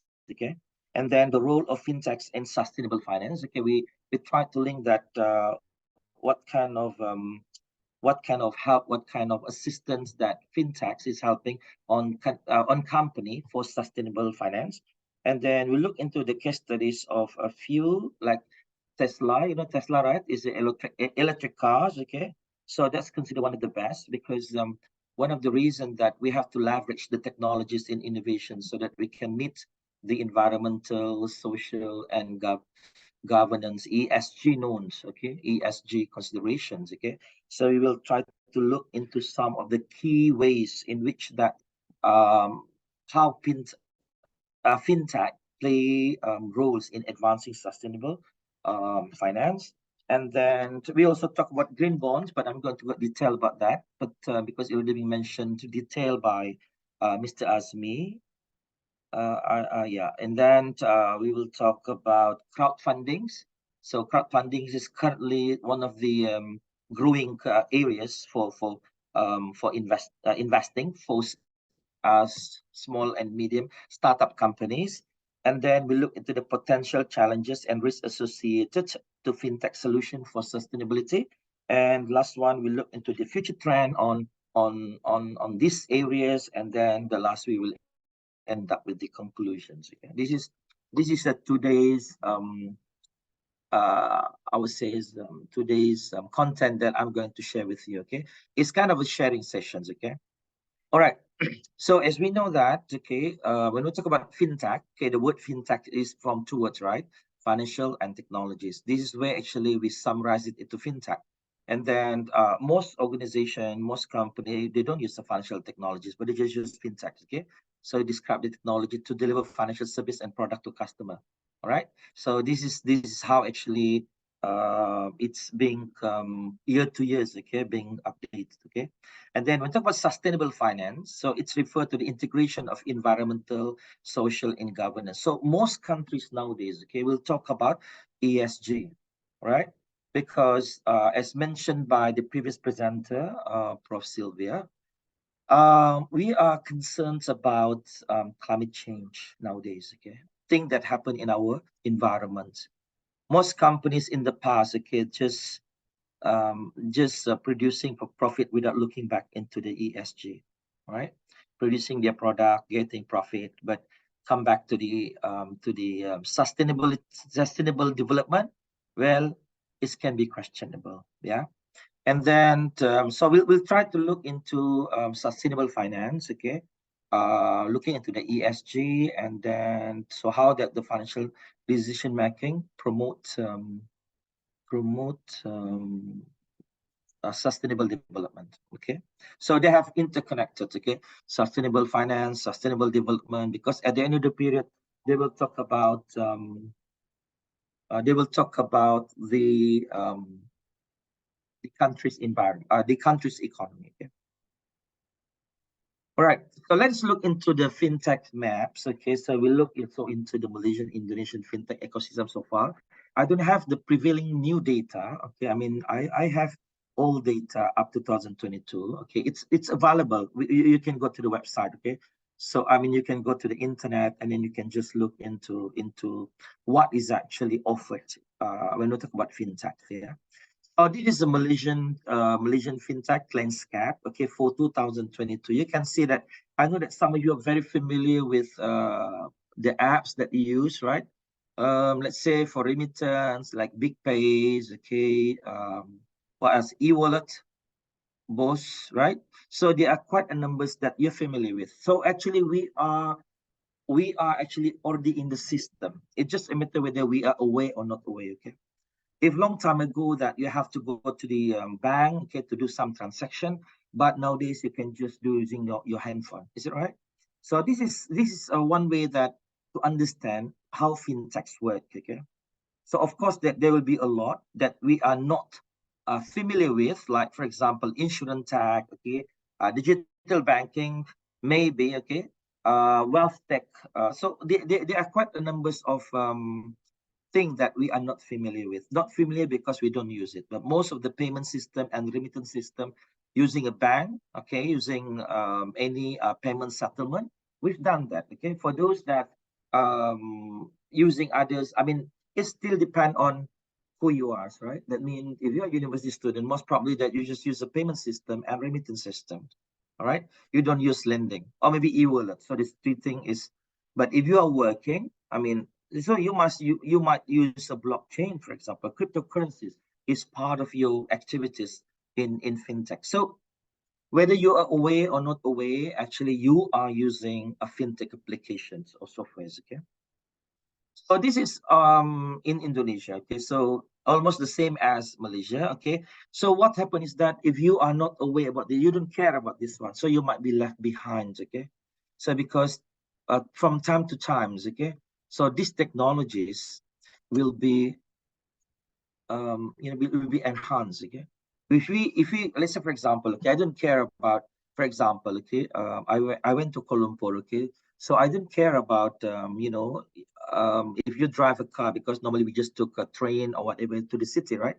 But suddenly I drive. Okay, I rent a car and then drive, and then you have to pass certain tolls. Okay, I mean the tolls, so they don't require cash. So how do you cope with that? It's a very simple analogies. Okay, but that means if you don't adapt this, okay, then you'll be left behind.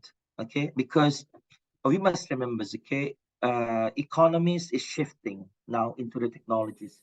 Okay, financial activities now shifting into kind of these technologies. Okay, so if you are not moving together with whatever technologies that we have, then you will be left behind. Okay, so we have that difficulties, actually the inclusions of certain people not in this particular systems. Okay.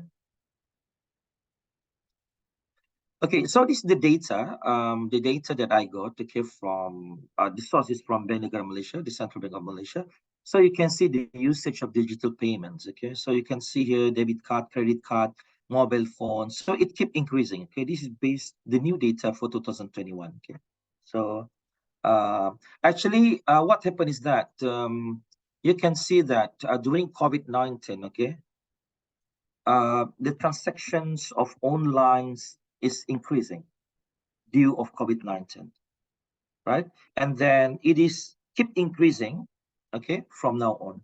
So you can see people, for example, I just spoke with one of our friends, okay, in Indonesia, for example, okay.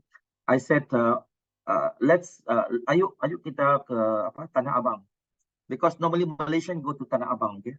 Is it Tanah Abang? Yeah. Tanah Abang is a shopping mall for Malaysian. It's a heaven for Malaysian, okay. So when I ask our colleagues, no, not my colleagues, sorry. When I asked the seller from, is it what they call the mall? M25, 26, M6. They got a mall near, I can't remember the place that I'm staying. So we went to the mall, and then they said, oh, Tanah Abang sekarang sepi. So what does it mean? Can anybody tell me? What does it mean? After COVID, that most mall, okay, especially those become, I would say, heaven for tourists. I would say tourists or a local, okay, because they offer a very cheap thing. Now become sepi. You know sepi, right?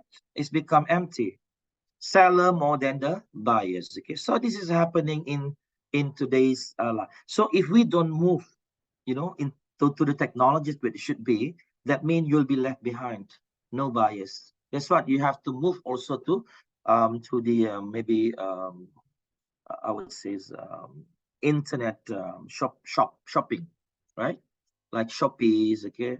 I'm not sure that Indonesia what type of platform they have, okay. Most probably TikTok shop. But even though that I heard that TikTok shop been banned in Indonesia, am I right? I'm not sure whether it's right or not. Yes, that is right. Yes, Yeah, right. so maybe the next one will be Malaysia, okay? Because I heard that the Malaysian minister also said thinking of looking into the possibility of maybe banning not TikTok for content, but TikTok for businesses. So this is the place for us to get the cheapest price for customers, right? But at the same time, this kind of business kill our local traders.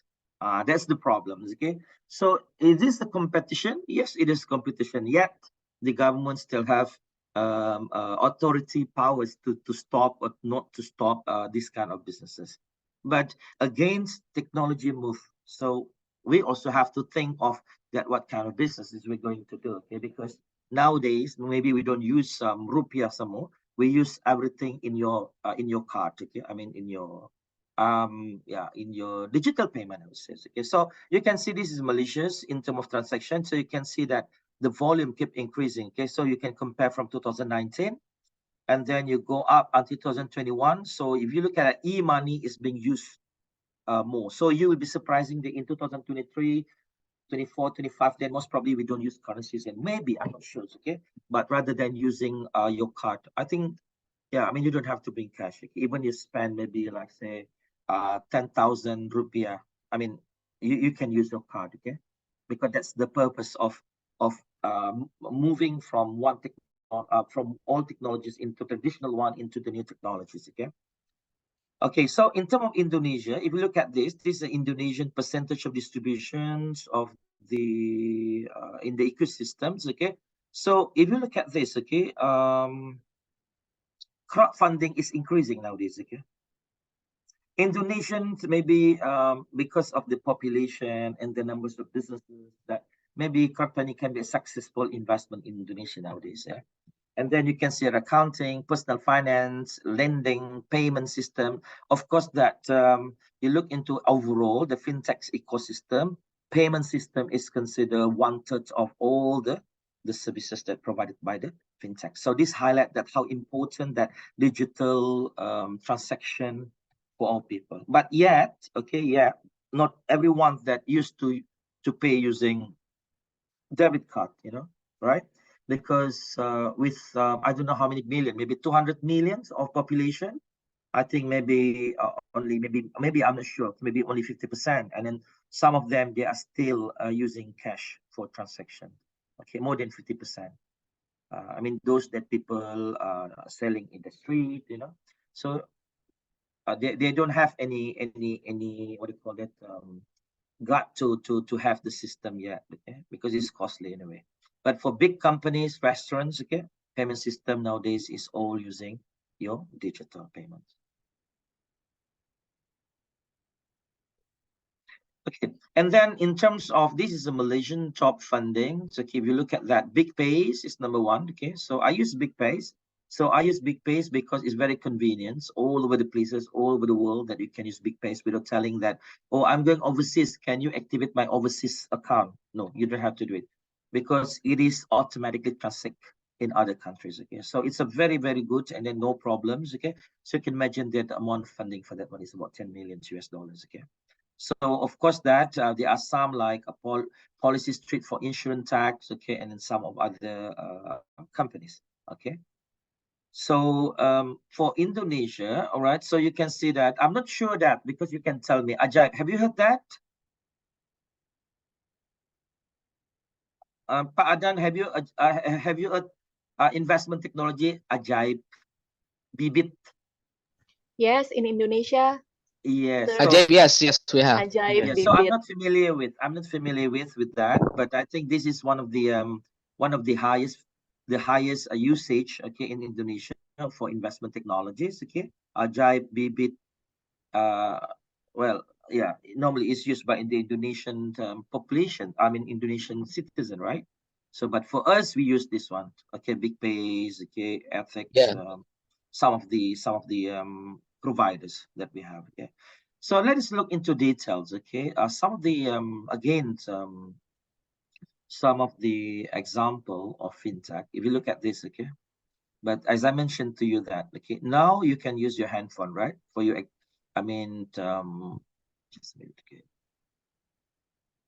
Okay, you can use your handphone. Okay, this is normally what actually we are doing currently. Okay, you can open an account over the internet without physical visiting the bank. Okay, last week there are one bank that coming to our universities. Okay, they open an account for us straight away. Okay, then we got a free mark given by them. Okay, so a lot of things, and then they link with our account with our smartphone. I think this is considered not new, right?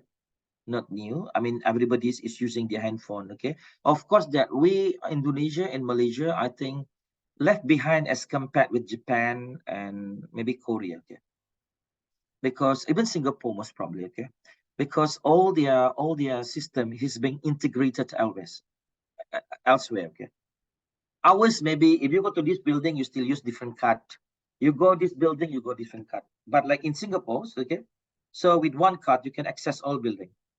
It doesn't matter that where's the payments goes. Okay, you can use your IDs. Okay, you can use, as long as you have a top up on it, you can use your debit card to access the building and to pay for any bills with regard to car parks, okay, for anything.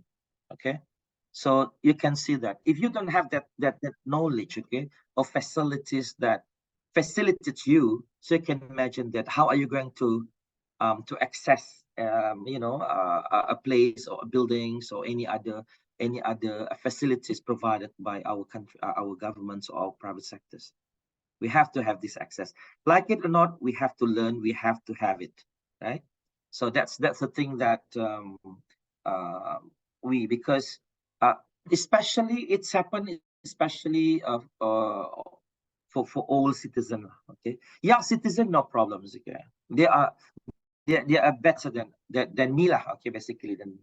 Okay, my student, everything. Okay, I just ask them to for example, a very simple one. Okay, I said, would you like to help me fill up Google form? Okay, yeah, they do it for me. Okay, very fast one. Okay, but for me, I have to click where's the link, because depending on which area you are. Okay, if you are 50s, okay, maybe a bit slow. If you are like 20 or maybe a kids even 10 years old, they are very fast, very fast is about IT savvy about the technologies. Okay, so no handphone, they will cry. You give handphone, they will happy. Okay, they don't go to the field to play football now, they just play using their handphone. Okay, that's the thing. So again, so you can even turn your headphone into a digital wallet. Okay, so this being implemented in Malaysia. I think also in Indonesia, I think certain places using a digital wallet, they just tap the wallet in the system. You know, I mean, the payment system goes, okay, and then so this is the thing that we should adapt, you know, because again, if I don't adapt that, then you'll be left behind. Okay, this is in thing instead of out of new technologies nowadays. Okay, so even in another country like in the US, okay, okay, they start with the telematch based insurance. Okay, whereby that we are implementing in Malaysia. We started, I think, like the system spec, we have it already. Okay, ADAS. ADAS means, I think most good car, new cars, okay, have this kind of system whereby you can detect your other cars, okay, very nearby, okay, the front, side, left, right, okay, and back. So that means insurance companies can get all this information, okay, so that if anything happen, okay, accident, they can actually assess whether you know, whether the mistake is from you or from others. Okay, so which is, I think, is very good, isn't it? Very good for them. Okay, they don't have to pay for the non-compliance one, because sometimes what happens is that when our car being hit, okay, so there will be some argument between one party to another parties, right? Who going to pay for this one? So I think the system that they're going to embed, so I think is very good to see that who are the reckless drivers, okay, and then how much that they should pay for the insurance policy. Because at the moment, the standard insurance policy is basically you just buy and then put the value of your cars again, and then that's it. But who knows that in the future, so there will be some detailed information that required in order for you to pay your insurance policies. I mean, how much that policies, how much the premium that you have to pay. Okay, not necessarily that, okay, because they will have a record that how many times that you've been in accidents. Okay, so it's showing that how good you are in driving, whether you're following this and that, you know. So I think that will be in the future. Okay, right? Okay, so this is some of the potential benefit of I would say benefit of fintech: speed and convenience. Okay, at this particular stage, I believe that speed and convenience is the most benefited to me of using this. Okay, you can pay. Okay, you can pay at the car as long as everything in your handphone, as long as you have a battery, right? So it's a greater choice. Okay, so it's not only one, so there will be a lot of choice, cheaper deals, right? People go to buy, for example, from Shopee. Why they don't have to go to the shop? Why? You don't have to queue. You didn't have to go and get the parking. You know, everything is hassle, isn't it? So when you go to, like, for example, in Malaysia we have this Lazada. Is it Lazada? Ani, if not mistaken, I don't buy shopping too much in the. I use Shopee. Okay, I'm not sure. Shopee is worldwide, right? Right. So it's cheaper deal, right? And then sometimes you can get some benefits of you know, free deliveries, right? Yeah. So that's the potential. Then people like it, right? But the problem is that most of the businesses is actually from China. Not all, but most of the business from China. And then of course that we want to pay cheapest thing, right? We don't want to pay expensive one. You want to go for expensive one, you go to LV, I mean branded stuff, right? So if you want to have deal with the price, then you just go to the Shopee, you get TikTok shop, isn't it? That's most of the time that we go for, right? TikTok shop. I think someone complained about TikTok shop nowadays, okay, because seems that a lot of buyers from TikTok shop. That's what most probably that TikTok shop was banned in Indonesia, and well, it will come to Malaysia. They will ban soon, most probably, because most probably I believe that it's very difficult for the government to tap the tax, okay, tax payment, okay, from this TikTok shop, okay, and more personalized product, yeah, more personalized product, yeah, you can get, okay, through online, everything, and then of course that beside the potential, a lot we also have what do you call it, the potential of risk that happening. One is technology-based risk, okay, right? And then making a rash decision, This is normally, you know, like when we buy things from the internet. Sometimes when you look at the system, it suits you, and then come back to you. It's not as what being you know, seen in the what do you call it, in the platform. And then of course again, financial exclusion. So not everyone, I mean, is that not everyone have become an IT savvy. That means if, let's say, for example, the government of Indonesia atau Malaysian lah kan, for example, okay, we have to work 100% online. Do you think that all business work? Not really, isn't it? We have been, for example, in Malaysia government, okay, we have been implementing e-government, okay, payment system, I think about more than 10 years ago. But yet, people still go and queue at the counters, you know, paying their bills, whatever it is. Of course, that young people start to use online payment systems, okay? And the potential other risk that facing Malaysia nowadays is the cybercrime. I think in Indonesia also, okay? So you'll be surprising that you'll be receiving a message from someone that someone withdrawing your monies. Okay, this is a potential thing. And then we start connect ourselves with the line, and then suddenly that your money is out from your bank. Okay, there are some evidence happening. Even the docent, yeah, have knowledgeable being scammed. How about those that people come from the village? They have money in the account, but somebody called them, okay, and then they said, ya Bu, ini sudah mengeluarkan uang ini, jadi begini-gini, jadi kan gitunya gitu. Jadi ibu tuh takut kan. So what happened is that they will give information that required by the scammers, and then after that, no money outside the bank. Yeah, so this is happening nowadays. Okay, so cyber crime now is happening. I've just received one. I would say is receiving one videos. Even for example, we book hotel through Agoda, you know, and then Booking.com, in all the platforms that you use to book hotel. People also can, I mean, the scammer can also scam us using this kind of technologies, okay? So they're smart. So every technology that we invent, okay? So there must be also a people trying to hijack, okay? I mean, get benefited from whatever we have there. Okay, so this is just to highlight you the role of fintech in sustainable finance. So this is a bit more serious, okay? When we talk about fintech and how do we relate that fintech with sustainable finance, so basically this is I would say that is an important role for fintech in promoting sustainable finance.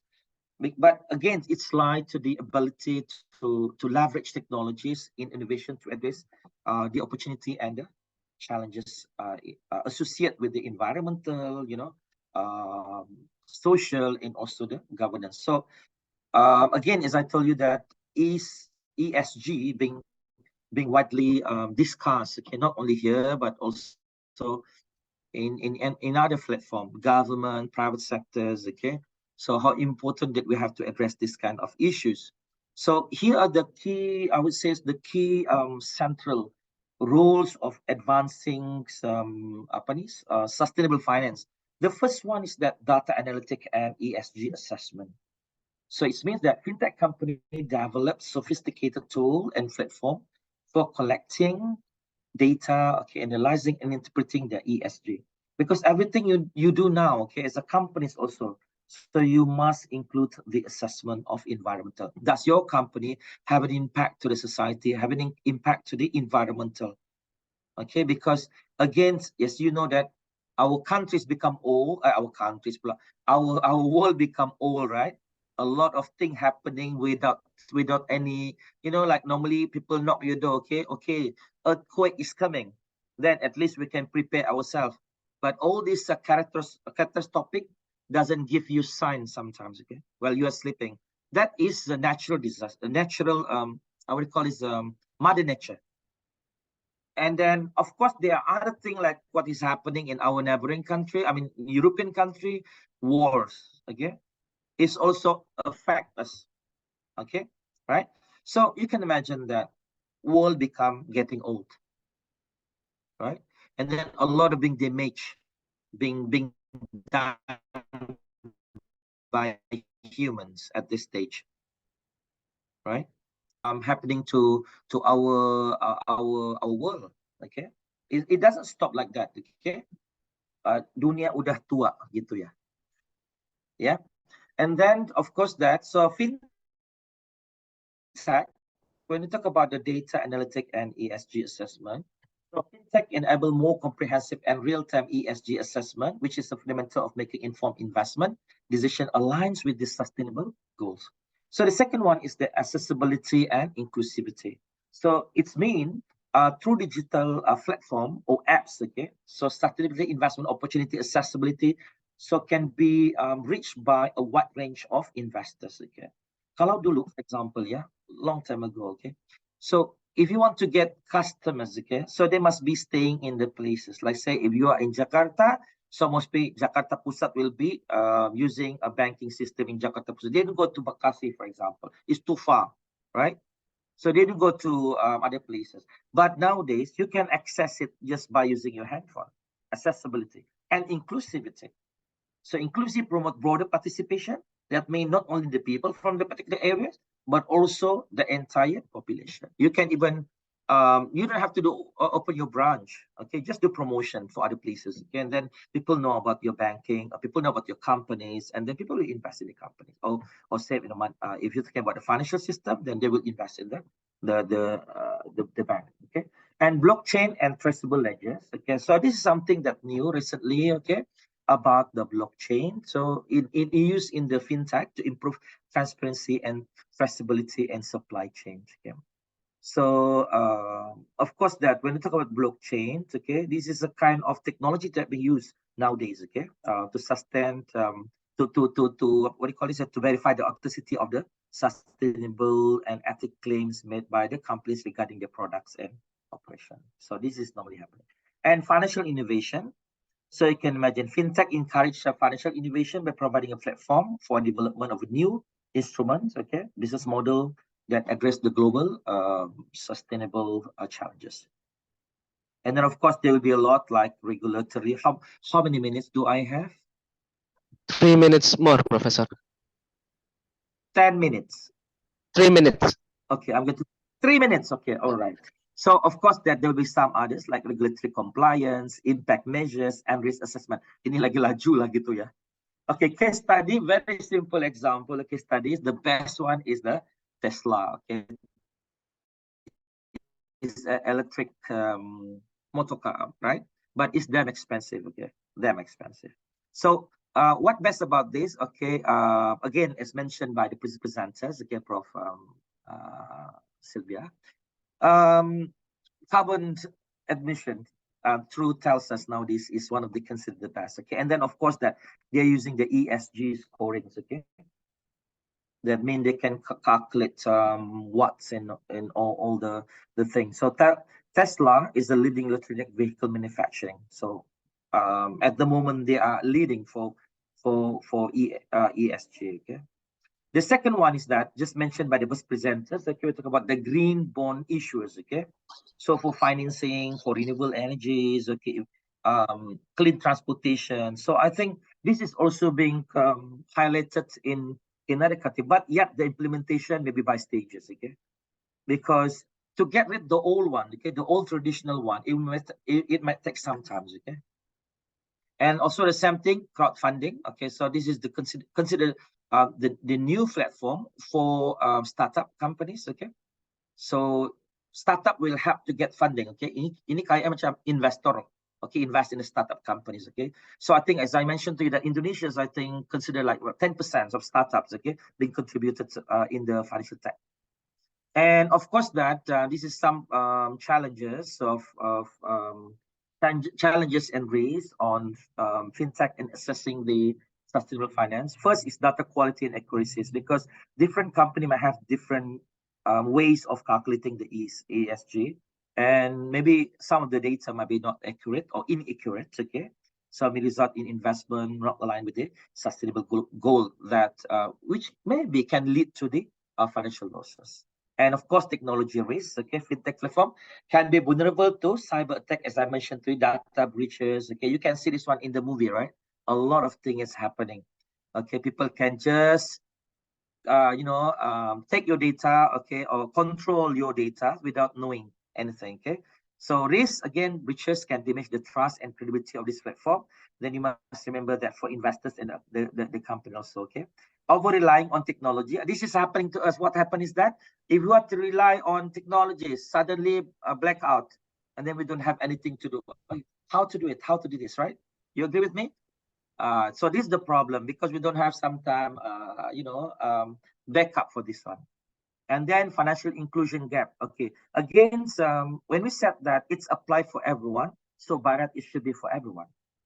But there will no left behind. But certain communities might not have access to the technologies or financial services. That's the problem that we are facing now. And then operational risk. Okay, that also one of the challenges that facing.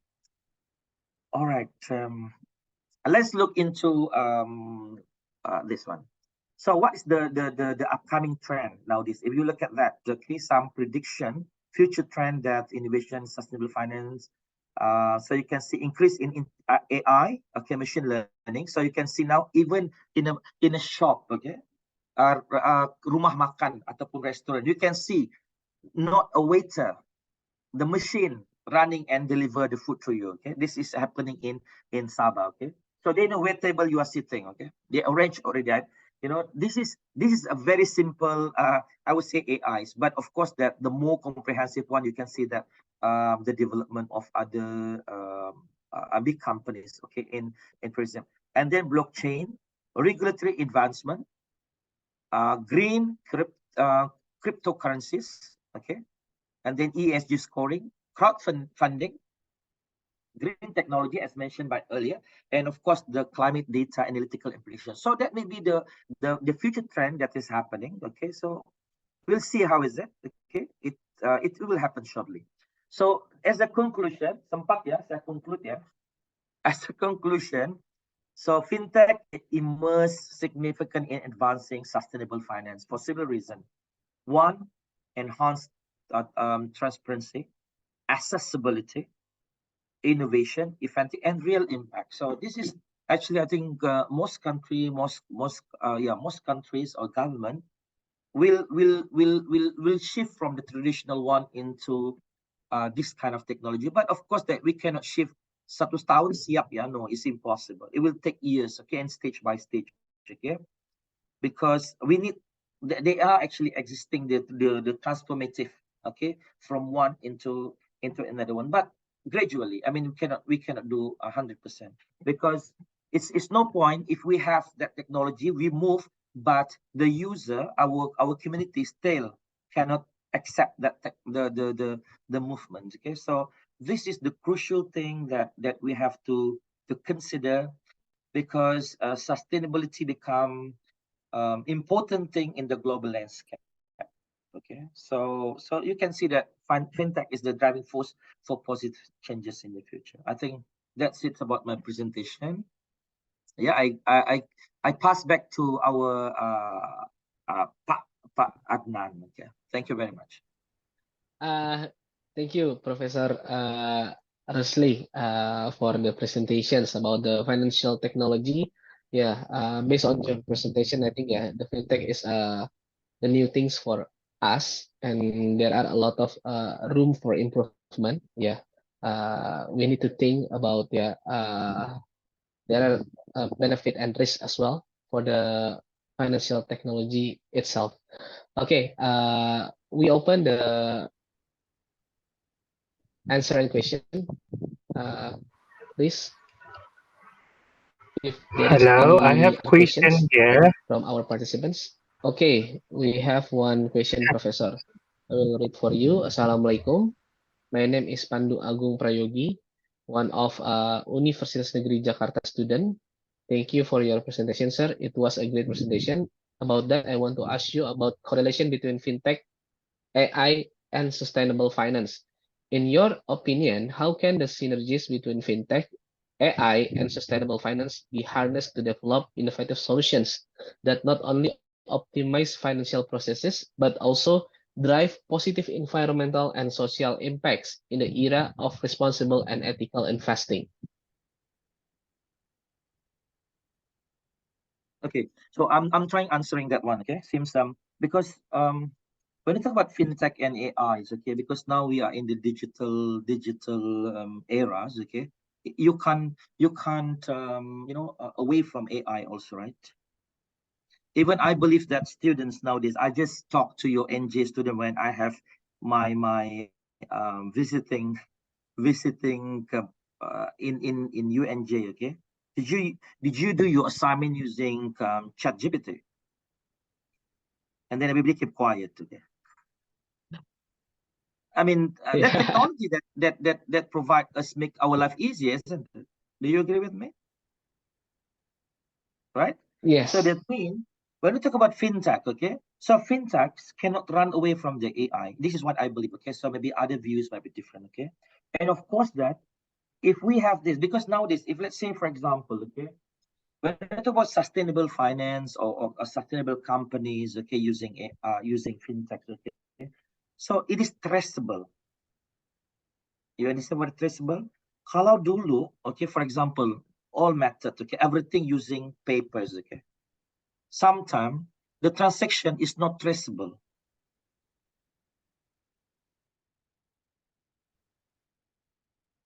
Benar nggak? Betul. But can retrieve data. Okay, you can retrieve data from. I mean, as long as in the system, right? You can retrieve data. So I mean, at least it's 99% correct. Okay, because of course the data that normally we save in our database normally will be endorsed, will be audited by relevant parties, right? You agree with me? Yeah. Traditional payment systems, okay, some of the information may be missing unless okay, someone hijack our data. Okay, I mean in Yeah. the our database or cloud, someone hijack mean that we cannot avoid. Okay, that's what we must have a very prudent securities. Okay, securities that protect our data from being invaded by other parties. So it is related. Okay, it's very, I would say almost 99% is related and correlated between what we have AI and fintech, and also how that it lead to the sustainable finance. Because when we talk about sustainable finance, first we question what is sustainable finance first, okay, through your understanding. How do you sustain your business? Okay, this is the question that normally we raise. Okay, kalau for example in the universities, I did mention with some of the UNJ lecturers. Okay, how do business schools sustain? We cannot just depend on the government money. Okay, if the government don't have money, then we don't sustain at all. You agree with me? Yeah, I mean we need as a business school, economics school, you must weigh how to finance yourself. Okay, so something to do with also this one, right? Am I answering your questions? How is it, Agung Prayogi?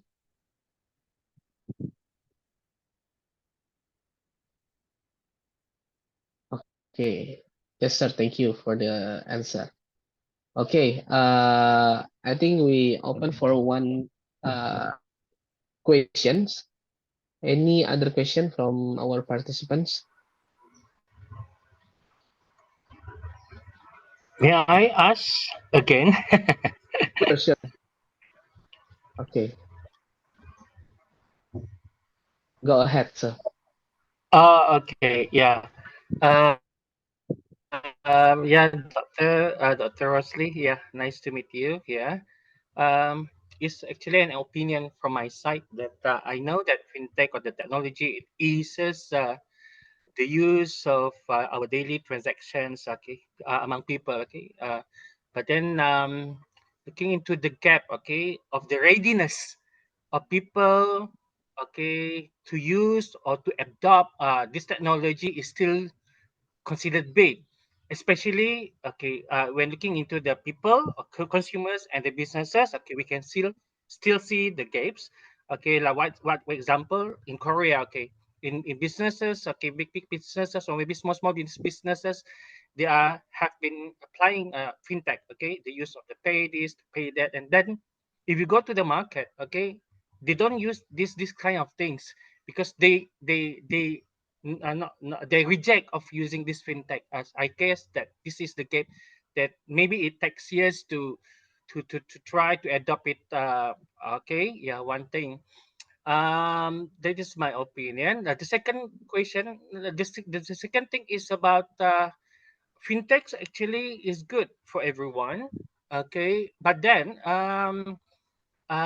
yeah, sorry. My question is, okay, because of fintech, it helps to create more entrepreneurs, okay? Okay, from a mother, single mother, from home people, they don't have work to do whatsoever, but then they become entrepreneurs. That is good thing that I can see. Okay, but then based on recent data, okay, what really happened in Malaysia, it leads to one kind of a gap when the school leavers of SPM, school leavers of SPM from Form 5, they neglect, they don't want to proceed to the university levels up to 72%, you know. So I guess this is really alarming. Whether this question is really relevant to what we are talking about, maybe we can have a discussion from the point of view, Doctor. Yeah. Okay. Thank you very much. Yeah, I agree with you that. So let me respond to in terms of addressing the issues that it is still that especially in Malaysia, okay, it is still not well informed. Even though it's informed, but awareness is not still there. All right. It's something like, for example, okay, insurance. In America, if you don't have any insurance, then you can't go to the hospital, isn't it? In our countries, because we are a British-based, so-called like British ditakluk ya oleh British. Jadi insurance is the second, because we have a public hospitals, right? So we don't care about insurance because we can go to the pemerintah, hospital pemerintah, rumah sakit pemerintah, all right, and then to get a treatment. And then we start complaining, hey, the service is very slow. And then now there are some awareness that you must have a medical card. You know, it takes time to time. And then when you talk about educate people, so it should start from the schools, you know, it should start from their kids. If we are like us, okay, sometimes we don't listen to those that how important that. Tapi kalau we start from kids, from the school, primary school, okay, start how important this. Then when they are growing, become adult, then they can cope with that. I mean, they will adapt that. So in terms of SPM 72%, I would say that this is for me. I'm not sure whether it's true or not, but when you talk about gig economy, gig economy. What is happening after COVID-19, during COVID-19, all right? So it affects not only Malaysia, I think the entire world, okay? The system change, okay, from the traditional school classes, okay, now become the online. And then you must remember that not everyone have the facilities like a tab, like a laptop or handphone that can accommodate themselves for learnings, okay? And then the environments, we must consider a lot of things, let's say for their house, okay, how big their house is, okay, how many in a family is, because it's being tarnishing all their what do you call it, the interest in education, of course. And then with the come of the gig economy, okay, gig economy, for example, suddenly during COVID-19, there is like Grab food, okay, Panda, Gojek. Why should I go study, why should I can earn more than the officer in the office. This is what they're thinking. But we have to educate them. That will be a short term. You cannot become a grabber, I mean the taxi driver, for the rest of your life. So we need here, I believe that, I'm not sure that how the government and the society itself, okay, to tackle this kind of problems. You said 72% of them just SMR, yeah, education, just SMR. They don't even go to the universities, or at least they go to technical school, you know, to learn you know, technical stuff thing. I believe that the also for Indonesia, pemerintah, yeah, to think of how to mitigate this kind of problem that facing our young people, because you must remember they are going to become our what do you call this, the task force in the future. You can imagine if only few people become the country leaders, because most of them are at the apa ya, ground, then itu macam mana ya, the urusan of the countries that to boost the economy in the future. What we are worried is that we're talking about the future. Now it's okay because all these bapak-bapak menteri still there. But when time shifting, then we don't have any qualified or educated pak menteri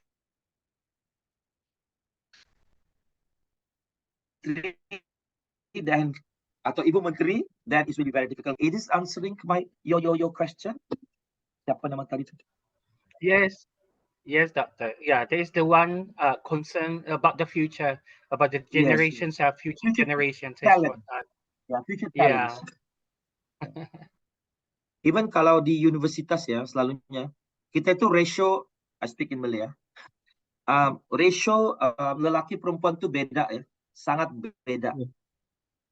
Girls more, I think, if let's say 100 student, 20 to 30 student only male, and 70,000 is females. So sometimes I'm questioning, you know, where are these males? they don't want to continue studying. That's the problem nowadays. Yeah.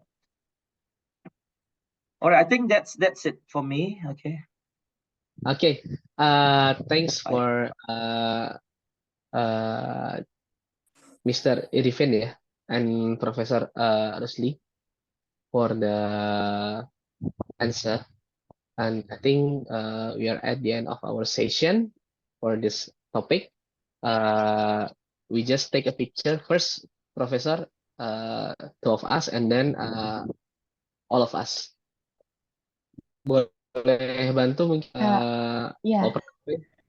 Allow me to take the pictures in 3, 2, 1. One more time.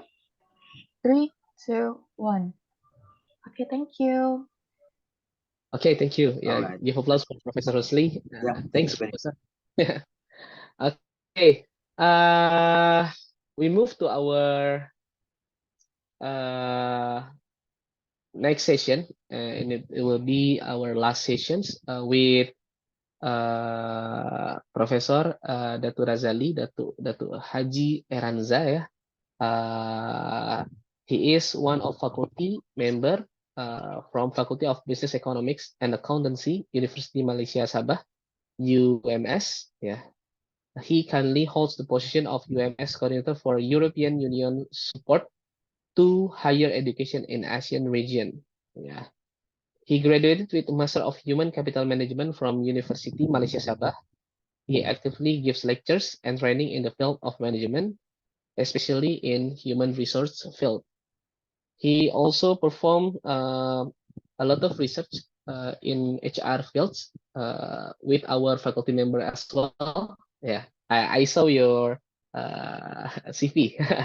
Yeah, with Pak Christian Wiradendi Waller. Yeah, and others. Okay, I think to make it short, the time is yours, Professor Eranza. Thank you very much, Saudara Adnan. Such wonderful, wonderful noon. Good afternoon, ladies and gentlemen. Assalamualaikum. Salam Madani, salam Malaysia, to Indonesia, our neighboring country. First of all, thank you very much for your your kindness to invite me to be part of the team that presenting the seminar today. Just wondering, are you able to see the slides on the screen now? Yes. Di nampak ya slide itu. Thank you very much. All right. Okay, once again, welcome to our sessions. This is the last topic. Yeah. I'm still browsing through the you call the Zoom here because of I'm not quite familiar with this, but you know, I'll try my best. So the initial topics that has been given by Dr. Christian Wirawandandi was actually on human resource management for sustainable organizations. But recently, since early of the mid, you know, I think in April, I was just appointed as part of the team members that you know, developing the competency dictionary for University of Malaysia Sabah. And in fact, I'm still attending the fourth module of my you know, executive diploma courses in competency-based talent management. So you know, I've talked to you know, Dr. Christian. I said, you know, probably tune a bit of the topic today. We try to you know, embed competency into this particular context, because I think this is the ongoing you know, trends or the ongoing you know, requirements for the ASEAN regions. Yeah, in fact, I will say that in Malaysia, for instance, couple of universities have you know, completed their you know, dictionary, yeah, on competency. So for University of Malaysia Sabah, we're in the mid process of it. We are divided into two groups. One is academic, the other one is non-academic.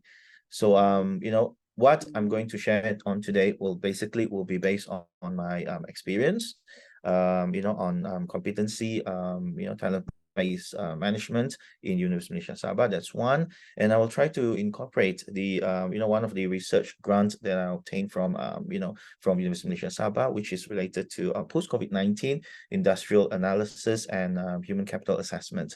So when I browse through the context, yeah, of the sustainable organizations, there are several concepts, yeah, to be you know, to be referred at. Some will see from a you know, from the sustainable you know, sustainability you know, perspective.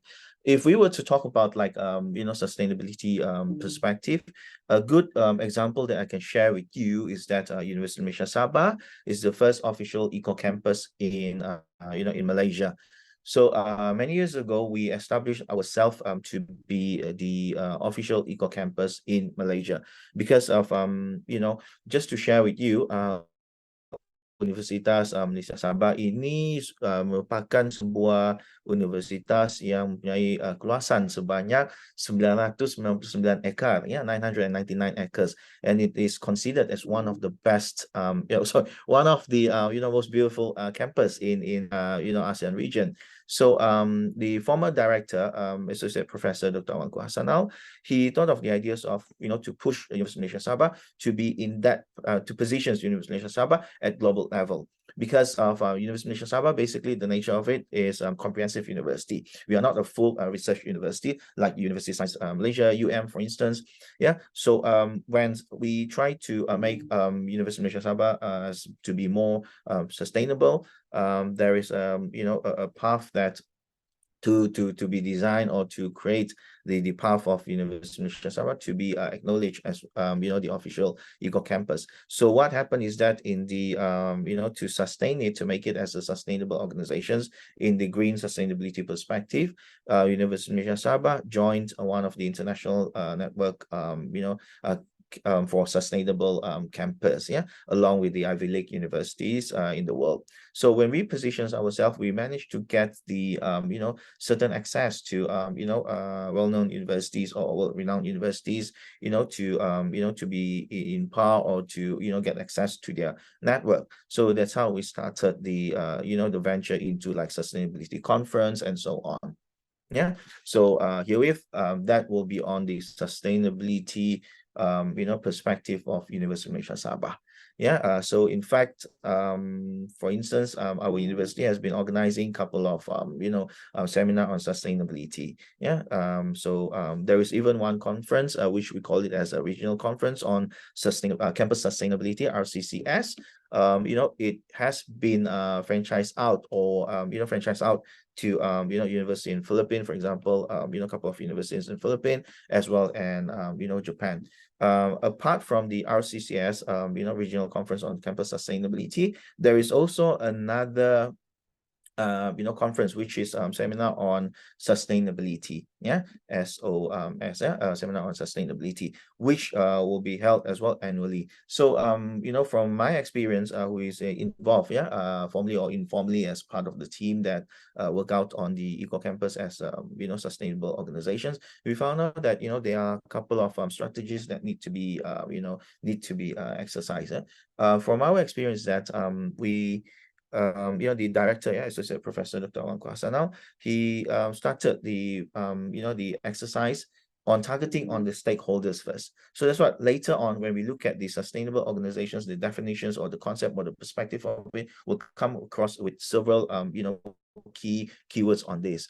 So what happened is that the director, he looked at the stakeholders first. So the biggest stakeholders in our universities was actually the students. So we started off the campaign to the students, followed by the awareness to the staff.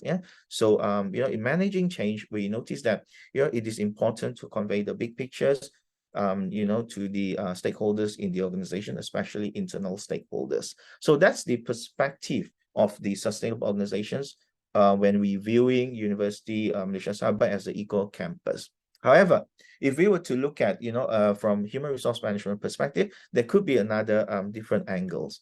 So that's what in today's presentations, apart from my sharings as a starter for University Malaysia Sabah as a sustainable organization, we also look at post-COVID-19 in tourism sectors, because one of the biggest impact by caused by the pandemic COVID-19 back in 2019 until recently was actually the tourism industry in Sabah, especially on that particular issues. So I try to look at today's presentations will be on the concept of sustainable organizations, the keywords on it, the concept of competency-centric approaches in HRM, how does it related to sustainable organization or sustaining the organizations, and key elements of competency-centric approaches in HR, as well as sustainability in organization with the HR roles, and as well as the competency in HR in managing sustainable organizations. Last one will be the example of the assessment center methods, as well as followed by the case study on the tourism small and medium enterprises in Sabah. So that will be the presentations outlined for today. Okay, so if we were to refer on sustainable organizations, these are the keywords, the main keywords of perspective of the sustainable organizations. We talk about the environmental sustainability, how UMS actually established its journey as part of the official Eco Campus in Malaysia. Secondly, economic sustainability. I think in relating to HR, this is more substance and more practical, because of lots of organizations are actually aligning towards the economic sustainability, how they cope with the environment post-COVID-19. And in fact, if we were to look at the perspective, from the perspective of the stakeholder engagement, for example, the adjustment of organizations has actually impacted by the profit, the revenue within the organizations, and impacted the human resource management practices. And even if we were to zoom in or look at the the perspective of recruitment and selections, for instance, in the human resource management practices, you may notice that there is a gap that happening between the employer that employing or recruiting and hiring potential candidate, and the candidate that applying for the jobs. What happened is that post COVID-19, it has created a vacuum where the generations that studies in the universities and studied at home for high schools are actually the type of youngsters or the newer type of cluster that actually will expect instant reply for any work processes, including job applications. So the expectations of the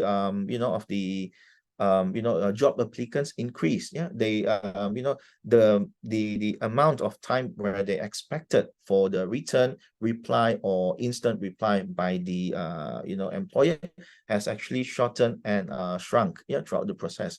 Because 10 years, 15 years ago, 20 years ago, it will be expected that, if you are not hear any news from us after 3 months, after 3 months, consider yourself, the application is not successful, this kind of stuff.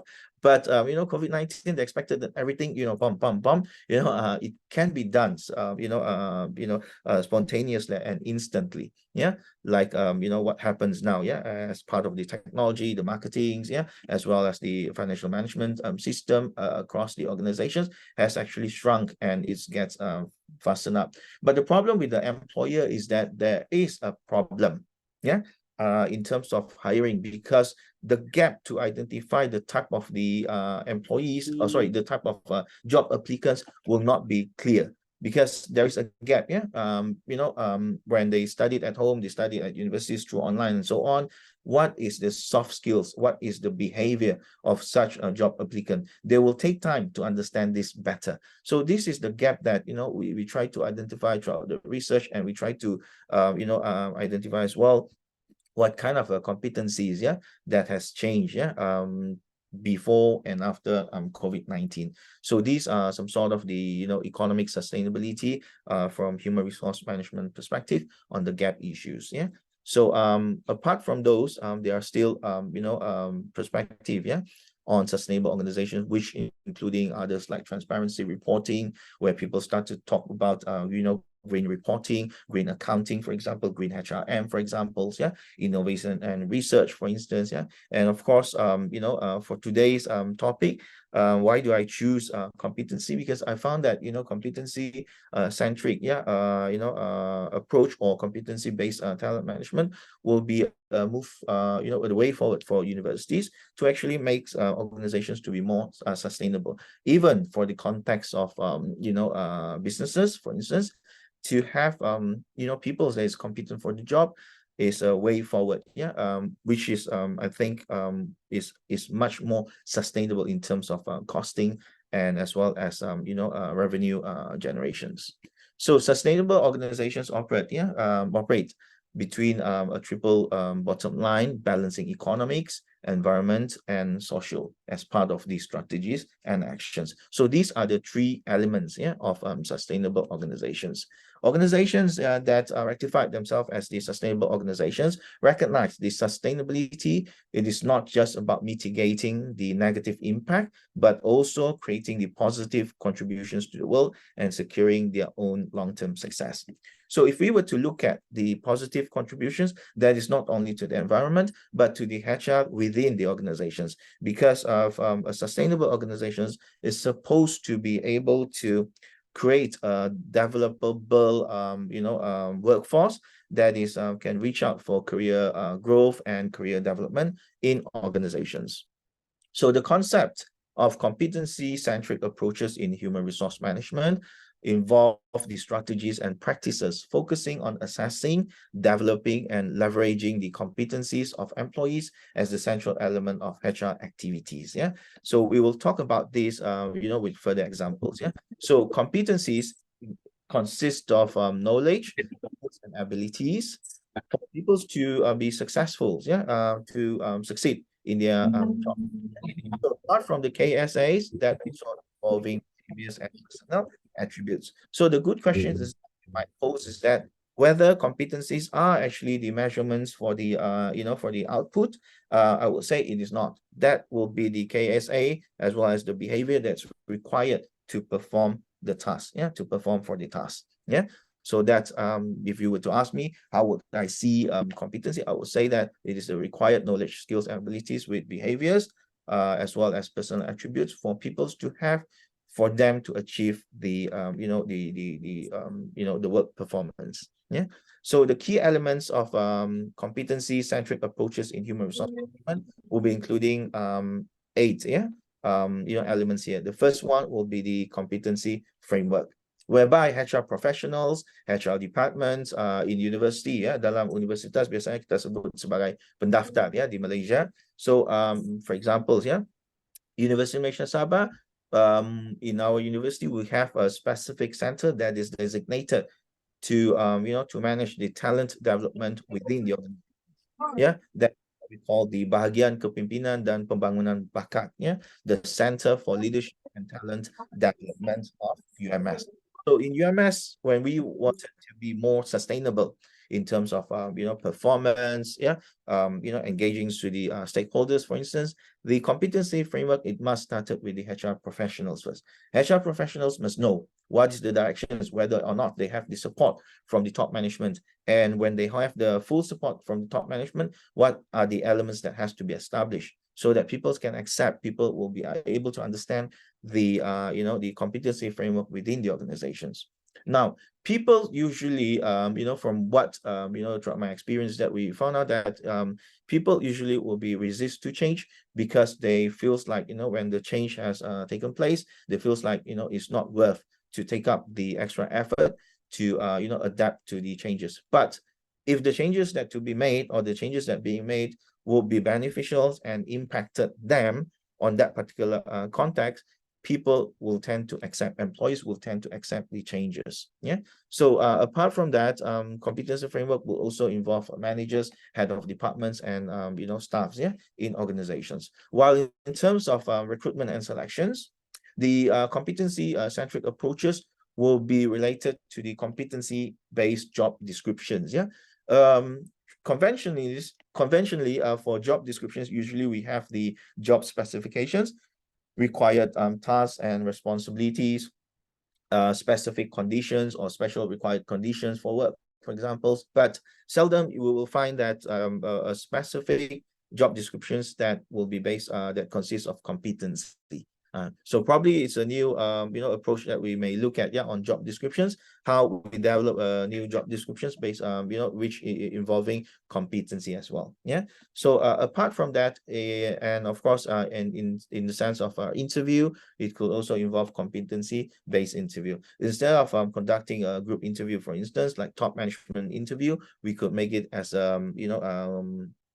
competency behavioral event interviewing, for example. Yeah, BEI, for instance. Yeah, so BEI is most applicable when you do like individuals one-to-one assessments for interview and so on. Yeah, so this when we talk about top management selections for promotions and all. Yeah, so for performance management, when we involve competency approach, yeah, competency centric approach in human resource management, especially in the area of performance management, regular feedback, coaching, and the alignment to employee development must address the competency gap. Yeah, which means to say the feedback is just not only on the feedback on performance, but we will try to close the gap. Yeah, what are the required the behavioral the required behavior, as well as the skills and as well as the attitudes that required to perform for the task. Yeah, so for training and development, human resource management will have to address the competency gap and to enhance the competency, and ensuring that all of the learning activities as well as the training and development program will meet the organizational needs. Yeah, so for career development, the career path and planning as well should be planned for the competency and advancement within the organizations. So which means to say each of the individuals in organizations will have their job scheme, job grade, for example, and job descriptions, the list of the responsibilities, the list of the tasks, the required the requirements to perform the task, which is normally we call it the job specifications. But imagine that if you have something that is more, which is the competency, the required behavior for us to perform the task, for example. Yeah, so that will be wonderful. Yeah, later on I will share one particular examples on content delivery as a lecturer in terms of academic and academic teaching and learning, in content content delivery for lecturer. Yeah, so we will be able to see the gap that to be addressed and the required behavior to perform the task. Yeah. For succession planning, it is to identify potential successors for key roles. Now, most of the things that happens in in public institutions or public service, what happened is that there is a gap when someone actually retired or when someone actually seconded to another department, or to to resign, leave the organizations. There is a gap to fill in. Yeah. But with the competency-centric approach, we will be able to ensure that the people's to succeed, the employees, to succeed that particular vacancy, will be having the rightful requirements, as well as the potentials requirement to fill in that particular job vacancies. While for performance appraisals, it's almost similar to performance management, which it requires the feedback and ratings, on how well the employees specifically demonstrate their competencies. Okay, the last one will be on organizational culture. That is to shape and reinforce organizational culture by focusing the values and behaviors that align to the competency expectations. So another perspective that I would like to share is that competency will not be the output. Yeah, it is not the output. It will be more of the process, that including the behavior of the human resource within the organizations or the employee themselves. Okay, so for sustainability in organizations, it is essential, not because of just to meet the societal expectations, but to drive the profitability, to attract top talent, and to safeguard the future of the organizations. Now, we remember that in the ultimate goals of management usually consists of two. Number one will be retaining the top talent or retaining the best employees in the organization, as well as to optimize performance. So, competency-centric approach will be part of the enabler to ensure that, such sustainability will be achieved. Sustainability in organizations, with the HR roles, is that HR will play the crucial role by fostering a culture of sustainability and to align its practices with the sustainable goals and to ensure that they are committed to sustainable and responsible future. Now, if we were to talk about sustainable organizations in terms of green sustainability, green HR, for instance, so all of these are part of the HR roles, to ensure that people understand, to ensure that the staff comprehend what is the added value when they are implementing and exercising such competency, to ensure that it is achievable. When they feel the value, when they feel like they are part of the organizations, they are belong to the organizations, or what we so call as a sense of belongingness, I think there is a higher chance of successful sustainability in organizations. So the HR roles, number one, for instance, what we look at is the environmental responsibility. People talk about green HR now, eco-friendly workplace policies, for instance, like University of Malaysia, Sabah. When we launch or establish our university as the eco campus, most of the syllabus in the courses or syllabus in the University of Malaysia, Sabah will consist of sustainability. So, certain programs with certain topics, for example, certain courses will embed the sustainability as part of the initiative. So this is part of the, you can see that part of the competency of the individuals to embed sustainability in the work processes as well. Number two, cost saving. Of course, we look at the energy efficiency, waste reductions, resource conservations, etc. Enhanced reputations, which will be able to attract customers, investors, and top talent. Now, certain universities will, when they search for partners, probably they may not only look at the the expertise of the the staff, but they will look at the image that has been built up by the organizations as well. So for universities sometimes to twin up or to be the twin sisters university, they will look at the nature of the organizations. So for instance, like when people would like to to collaborate with green university or eco campus university, for instance, one of the hit that they will get probably University of Malaysia, Sabah, because it has been established such kind of reputations that is able to attract external stakeholders.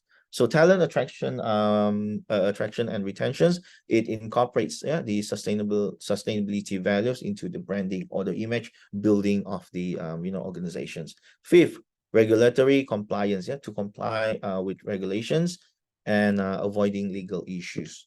Next one will be innovations and efficiency to foster culture of innovations, cross-functional collaborations, as well as aligning hiring and training practices. Now, when we have the competency framework within the organizations, then we will be able to link directly, to engage the training center, human resource assessment center, for example, talent development department, for instance, to be part of the team that to develop the employees. I think any universities that have implemented the competency framework will be able to see the impact of competency centric approaches in human resource management. Number 7, employee engagement, which is to develop programs that is connects employees with sustainability missions, for instance. Long-term growth, that will be part of the human capital strategies, which is to add values, economic values into the staff, which means to say when we send them for trainings, we are able to gauge the return on investment, and we are able to to measure the behavior. So now when we talk about behavior, is it measurable? So in terms of the competency framework and the competency dictionary, yes, we are able to identify the behavior that fit to the task, and we will be able to know whether they are committed to the jobs or not. So apart from long-term growth, there will be risk mitigations as well as stakeholders as well. So for competency in HR, we have technical skills, which is also called as hard skills, as well as soft skills. So hard skills will be comprises of the the human resource functions within the organizations. But if you refer to the list of 10 that we provided here, there will be something that could be slightly newer or much trendy, which is on data analysis and reporting. So this is a new way forwards for organizations to apply the use of AI, artificial intelligence, to actually gauge the employee behavior, as well as to identify the trends of the employees' behavior in organizations. This is, I think, much more also applicable to a certain industry. For instance, like fast food industry, where the turnover is high. For instance, from the data analytics, we are able to identify which seasons or which festive seasons that will resign more. Because just to inform ladies and gentlemen, Sabah of Malaysia, we have lots of festive seasons in Sabah. We celebrate like Christmas, Hari Raya, for example. Hari Raya Aidilfitri, Aidil Adha, for instance. Deepavali, for example. All of these celebrations also including not only just for religion, but as well as for ethnicity, for instance. For instance, like we have the harvest festivals. So I did one particular case study in fast food restaurants industry, for instance. They said the managers are often facing the problems of the staff will have the higher tendency to resign when they are not able to get leave during the the festive seasons. So with the competency framework in place, we will be able to know that. And in fact, like data analysis, when we have that, we can actually come up with 3 types of analytics. Number 1, it could be like descriptive analytics, descriptive analysis. Second will be predictive, predictive, which means it will predict the trend and the future behavior of the particular person, and as well as the prescriptive analytics, which is to recommend strategies and so on. So that's the context of technical skills or hard skills of competencies in HR. Whereby for soft skills, for instance, you have like communications, empathy, conflict resolutions, leadership, and teamwork, adaptability, problem solving, time management, cultural sensitivity, and ethical and professional behavior. So to ensure that some of the examples that I can share with you, for instance, like engaging and developing the competency behavior, organizations can do lots of competencies assessments and methods. For example, like in basket experience, you can put people into their context. You can put certain context in a certain scenario, get them familiarized with that particular situations. That will be the in basket exercise. Then you have like competency-based interview to talk about their behavior, and how would they actually manage the situations, based on the given situations, to simulate such situations, case study, for instance, group discussions, projective techniques, as well as business games and role play. Yeah, so these are just part of the some of the methods under the Human Resource Assessment Center. So usually assessment center methods we conduct are simply because of there are chances that during the interview we are not able to gauge their behavior. So these are some of the methods that we can know the candidates better. Because with the limited interview for a group of people, for instance, if you have a huge number of applicants being assessed through interview and you shortlisted, probably you can apply the assessment center to look at how to filter or screen through, or to be more selective on the potential candidate. It's either for new employees or for job promotions as well. Okay, so I will share further the case study on the post-COVID-19 industry analysis and human capital assessment of Sabah tourism small and medium enterprises.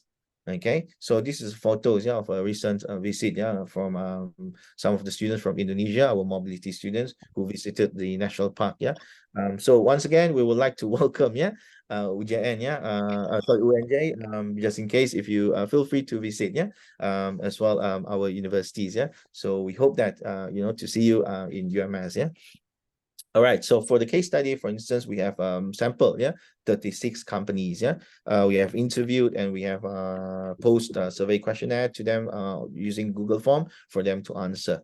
So based on the feedback, you can see that the strength of the company, those tourism companies, SMEs in Malaysia or in Sabah, according to them, they strongly agree that the company will still have the strong reputations. It is simply because the companies that still retain on the market, post-COVID-19, after COVID-19 in last year and this year, are the companies that is considered as huge companies, or have big capitals or bigger capitals to move around. This is similar context to the disruptions that caused by Air Asia. When Air Asia, Air Asia, when they entered the airline industry last time, it was disruptive because the airline industry, Air Asia concept, which using the budget airline, has actually disrupted the whole commercial airlines,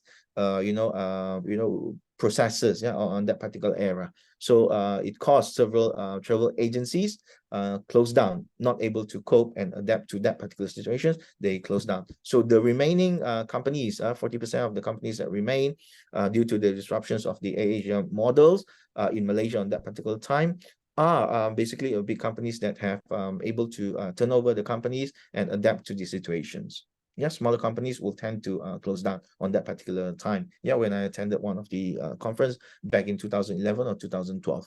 That's the similar case study. So for post-COVID-19, in this particular case, bigger companies that have the stronger reputations in the market, they will be able to sustain the their business in Sabah. So apart from that, if you look at from other score here, they believe that the organizations will be able to sustain the business if they are able to give a good customer care, especially with the small amount of work to the employees as well. So apart from that, it's also able to respond quickly, as no red tape and no need for higher management to for interventions or approvals. So we can see that the trend has just started to shifted a bit of flexibility, which means employees in the organization or HR managers that we interview or answer this particular Google Forms survey questionnaire, respondents that they required flexibility in that particular case. However, for the weaknesses, there's always the case where the cash flow will be the major problems, at early stage of the startup or sustaining the business after COVID-19, the passing of COVID-19. So these are some of the the case that we have identified. What about the opportunities and threats amongst those Excuse me, Professor Datu Razali, we only have 3 more minutes. Yes, I'm finishing my slides already. Thank you. Okay, This is the couple of slides left. Thank you very much. It will be just in time. Thank you. So for this particular case, for opportunity and threats, they look at the case of the business sector is expanding for tourism post COVID-19. They see there are still good potential future for success. As part of that, the local governments also playing important roles to it. So what we can see is that if we look at the opportunities that provided by the market, external markets or external environmental environmental forces outside the organization are actually playing crucial roles in shaping the organization's competency. So we look at the strategy that need to be applied by the HR managers in tourism industry. Okay, that will be we ask them whether they would like to apply the cost leadership. Now this is interesting because we know COVID-19 where they're supposed to save more money and to be cost effective, but this is not the case. This is not the case. You can see that they are more of neutral towards that, and the levels of strongly agreeableness and agreeableness is slightly lower than what we expected. But for differentiation strategies, they highly agree and strongly agree with that. In terms of focus strategy, most of the answers are actually related to higher levels of agreeableness. The green color and the purple color as well. For human centric, these are the indicators. They do consider prefer that. And this is an interesting things that we look at. When we inquire them in the cultures of the human centric culture, whether they will prefer less face-to-face meeting, they said no, they prefer. If you look at here, they disagree. They will still prefer face-to-face meeting with the engagement of the staff within the organizations. So okay, so these are just part of the culture that we have identified. So like what we mentioned, we also identify what are the expected soft skills that the the tourism industry would like to see. You can see that customer service skills is the highest, with communications followed by the commitment. So just to share with you a quick note here, we do notice as well after the COVID-19, small and tourism industries are facing a problems of the tour guide as well, because most of the tour guides, when they lost out the job during the COVID-19 pandemic, they have started their freelance business. So when the COVID-19 has passed, business has started up, they feel comfortable with the freelance businesses that they are having. So hence, there could be another round of requirements for further training development for newer new incoming tour guides in in tourism sector. All right. So apart from that, those are the skills that required. For the open-ended questionnaire that we put up, those are the skills mentioned.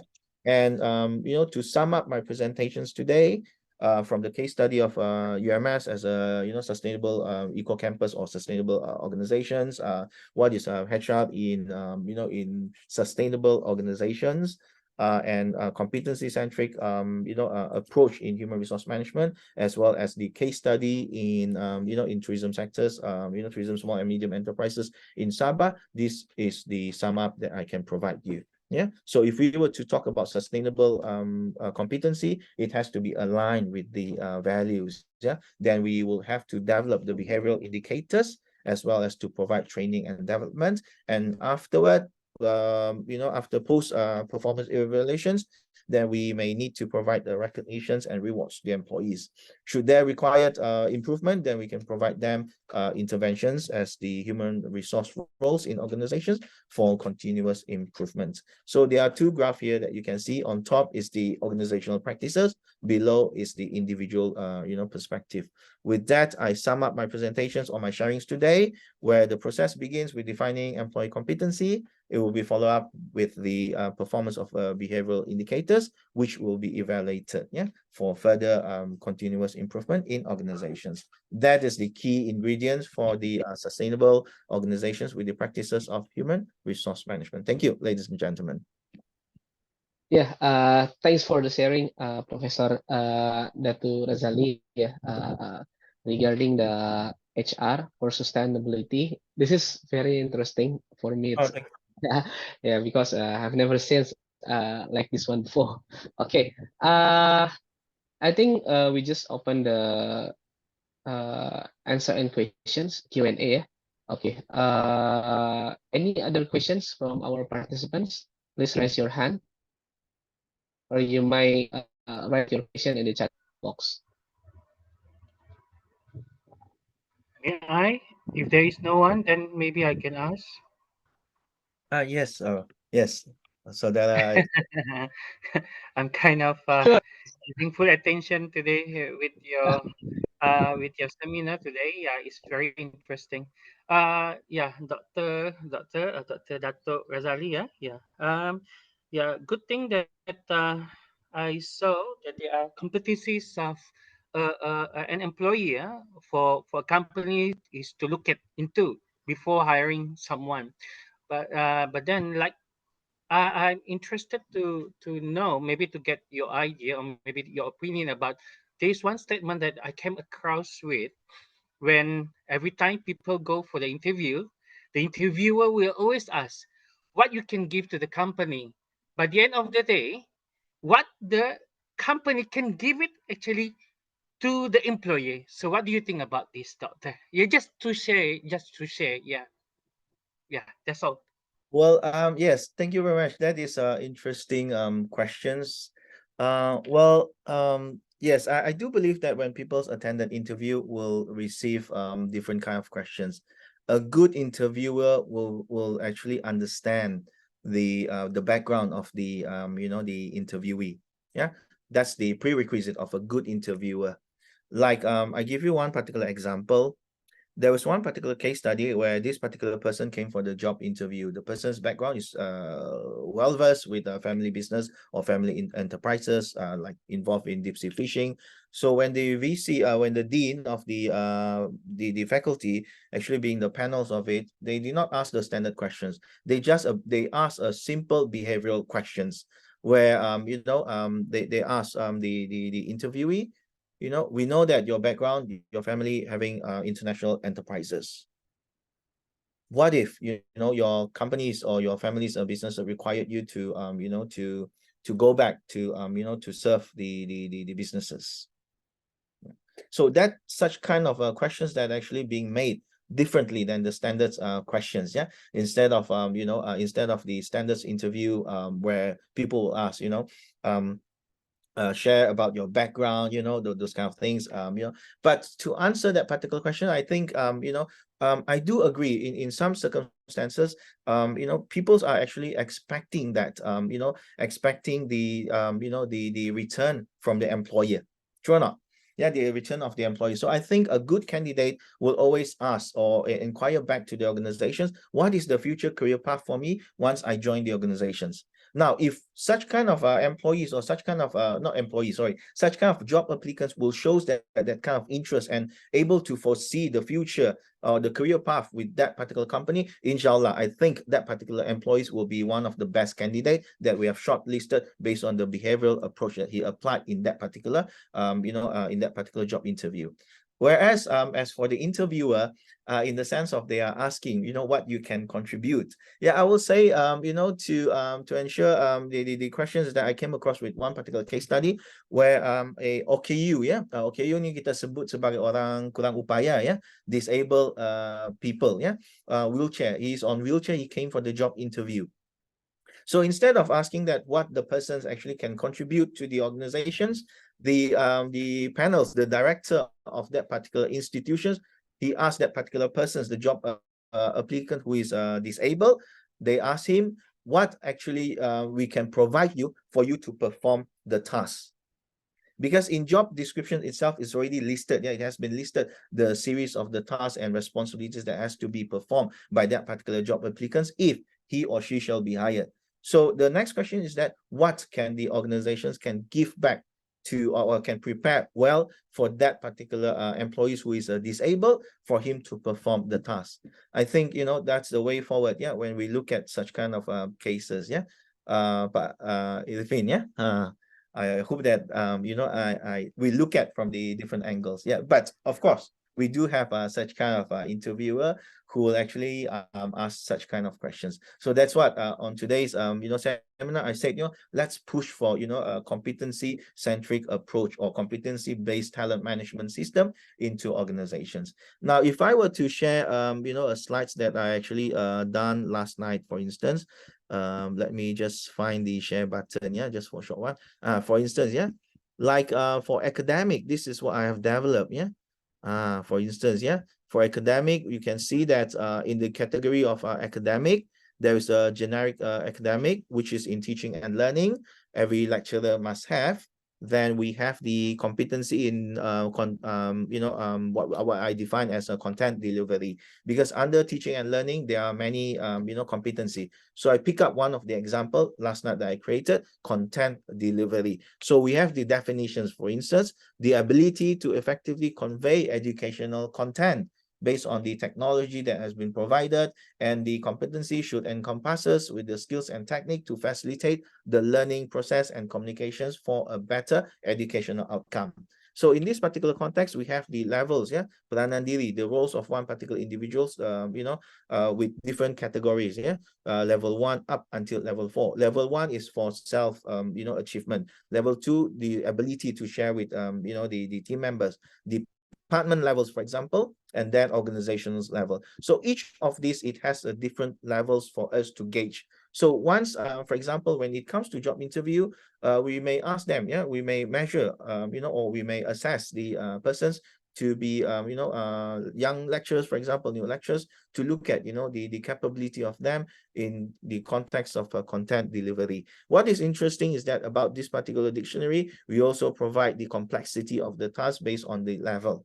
And what's some more, like what I mentioned, competency is about the behavior. So we also include the attitude as well as the behavioral performance indicator, BPI, for this. So for these particular levels, for example, it requires, the indicator will be the percentage of the students, involved in class. But if we look at organizational level, the percentage of time the technology and platforms are operationals. So we can look at the behavioral performance indicator of one particular person when they are actually managing at oneself, departments level, team levels, departments level, organizations level, and at top management's level. So I think I hope that it helps to answer a certain perspective on it.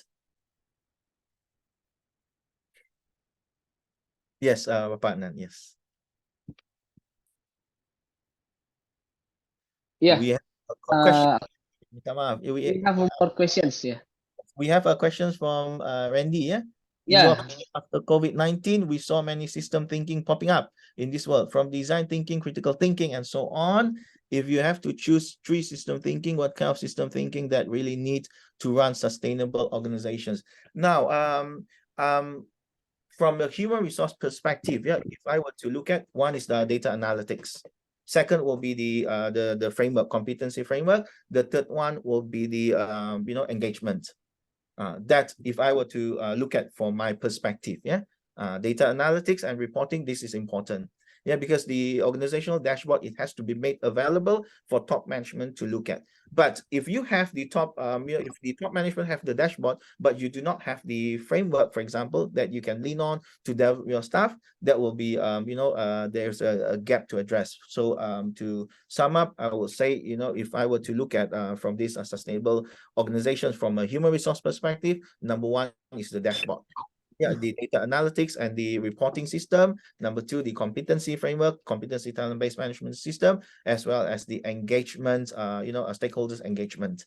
Why is that? Because we, at University of Malaysia Sabah, currently we are actually, we are still at the process of developing the competency and getting the head of department to develop that particular dictionaries of the competency dictionary, ataupun kita sebut sebagai kamus kompetensi, in organizations. So to get people's on wheel, to get people's on board, to get them, on board will not be, easy task. Because different chefs will have different opinions, different way of cooking the meals, and so on. So that kind of approach is where you need to have the competency framework, a proper center that can actually engage and being entrusted to lead that particular work processes and all. So in fact, in University Malaysia Sabah, if I may share, in these particular cases, it's all led by Cik Kamisa Husin, who is the head of, the Center for Leadership and Talent Management System of University Malaysia Sabah. Okay, yeah. I hope the answer satisfied Randy. Yeah. Okay. Yeah. Okay. Thanks, Randy, for the questions. And I think we just made our end of the sessions today. Thank you for Professor Datu Razali for the sharing. It's very enlightened, yeah. Because for the HR, I like the knowledge of HR, but when I hear about your explanation today, it's very awesome for me. Okay, I think that's all. Yeah, I would like to express my gratitude and thank you for all of our speaker today. And I return the stage and times to our Master of Ceremony. Okay. Okay, thank you, Mr. Adnan. A heartfelt thank you to our esteemed speakers for their valuable time, expertise, and dedication in providing insightful knowledge. With that, we come to the end of the seminar. Let's take some documentations. I kindly ask all the participants to activate your camera for the documentation. Okay, I will give the lead to the operator for the documentations.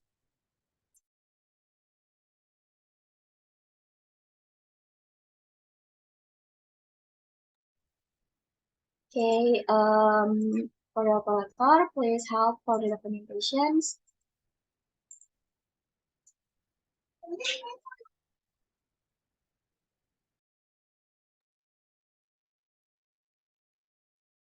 Okay, there is a few slides, so let's just smile. 1, 2, 3. Okay, next slide. 1, 2, 3. Next slide. 1, 2, 3. Next slide. 1, 2, 3. Next slide. 1, 2, 3. Okay. Okay. Thank you for all the participants. Before we go to the end of this event, I would like to remind all the participants to fill the presence form. Participants can access the form by click the link provided in the comment. The presence form will be open for 24 hours. Please do not forget to fill because it is a requirement to get an certificate. Thank you everyone for joining us today. This event is organized by the Faculty of Economics Universitas Negeri Jakarta in collaboration with the Universiti Teknologi Mara, Universiti Malaysia Sabah, and Valaya Alam Kontras Jabhat University. Once again, thank you to our speakers, our moderator, and everyone for being a part of this unforgettable event. Wassalamualaikum warahmatullahi wabarakatuh. Waalaikumsalam. Thank you very much. Waalaikumsalam. Thank you, Dr. Razali. Yeah. Thank you.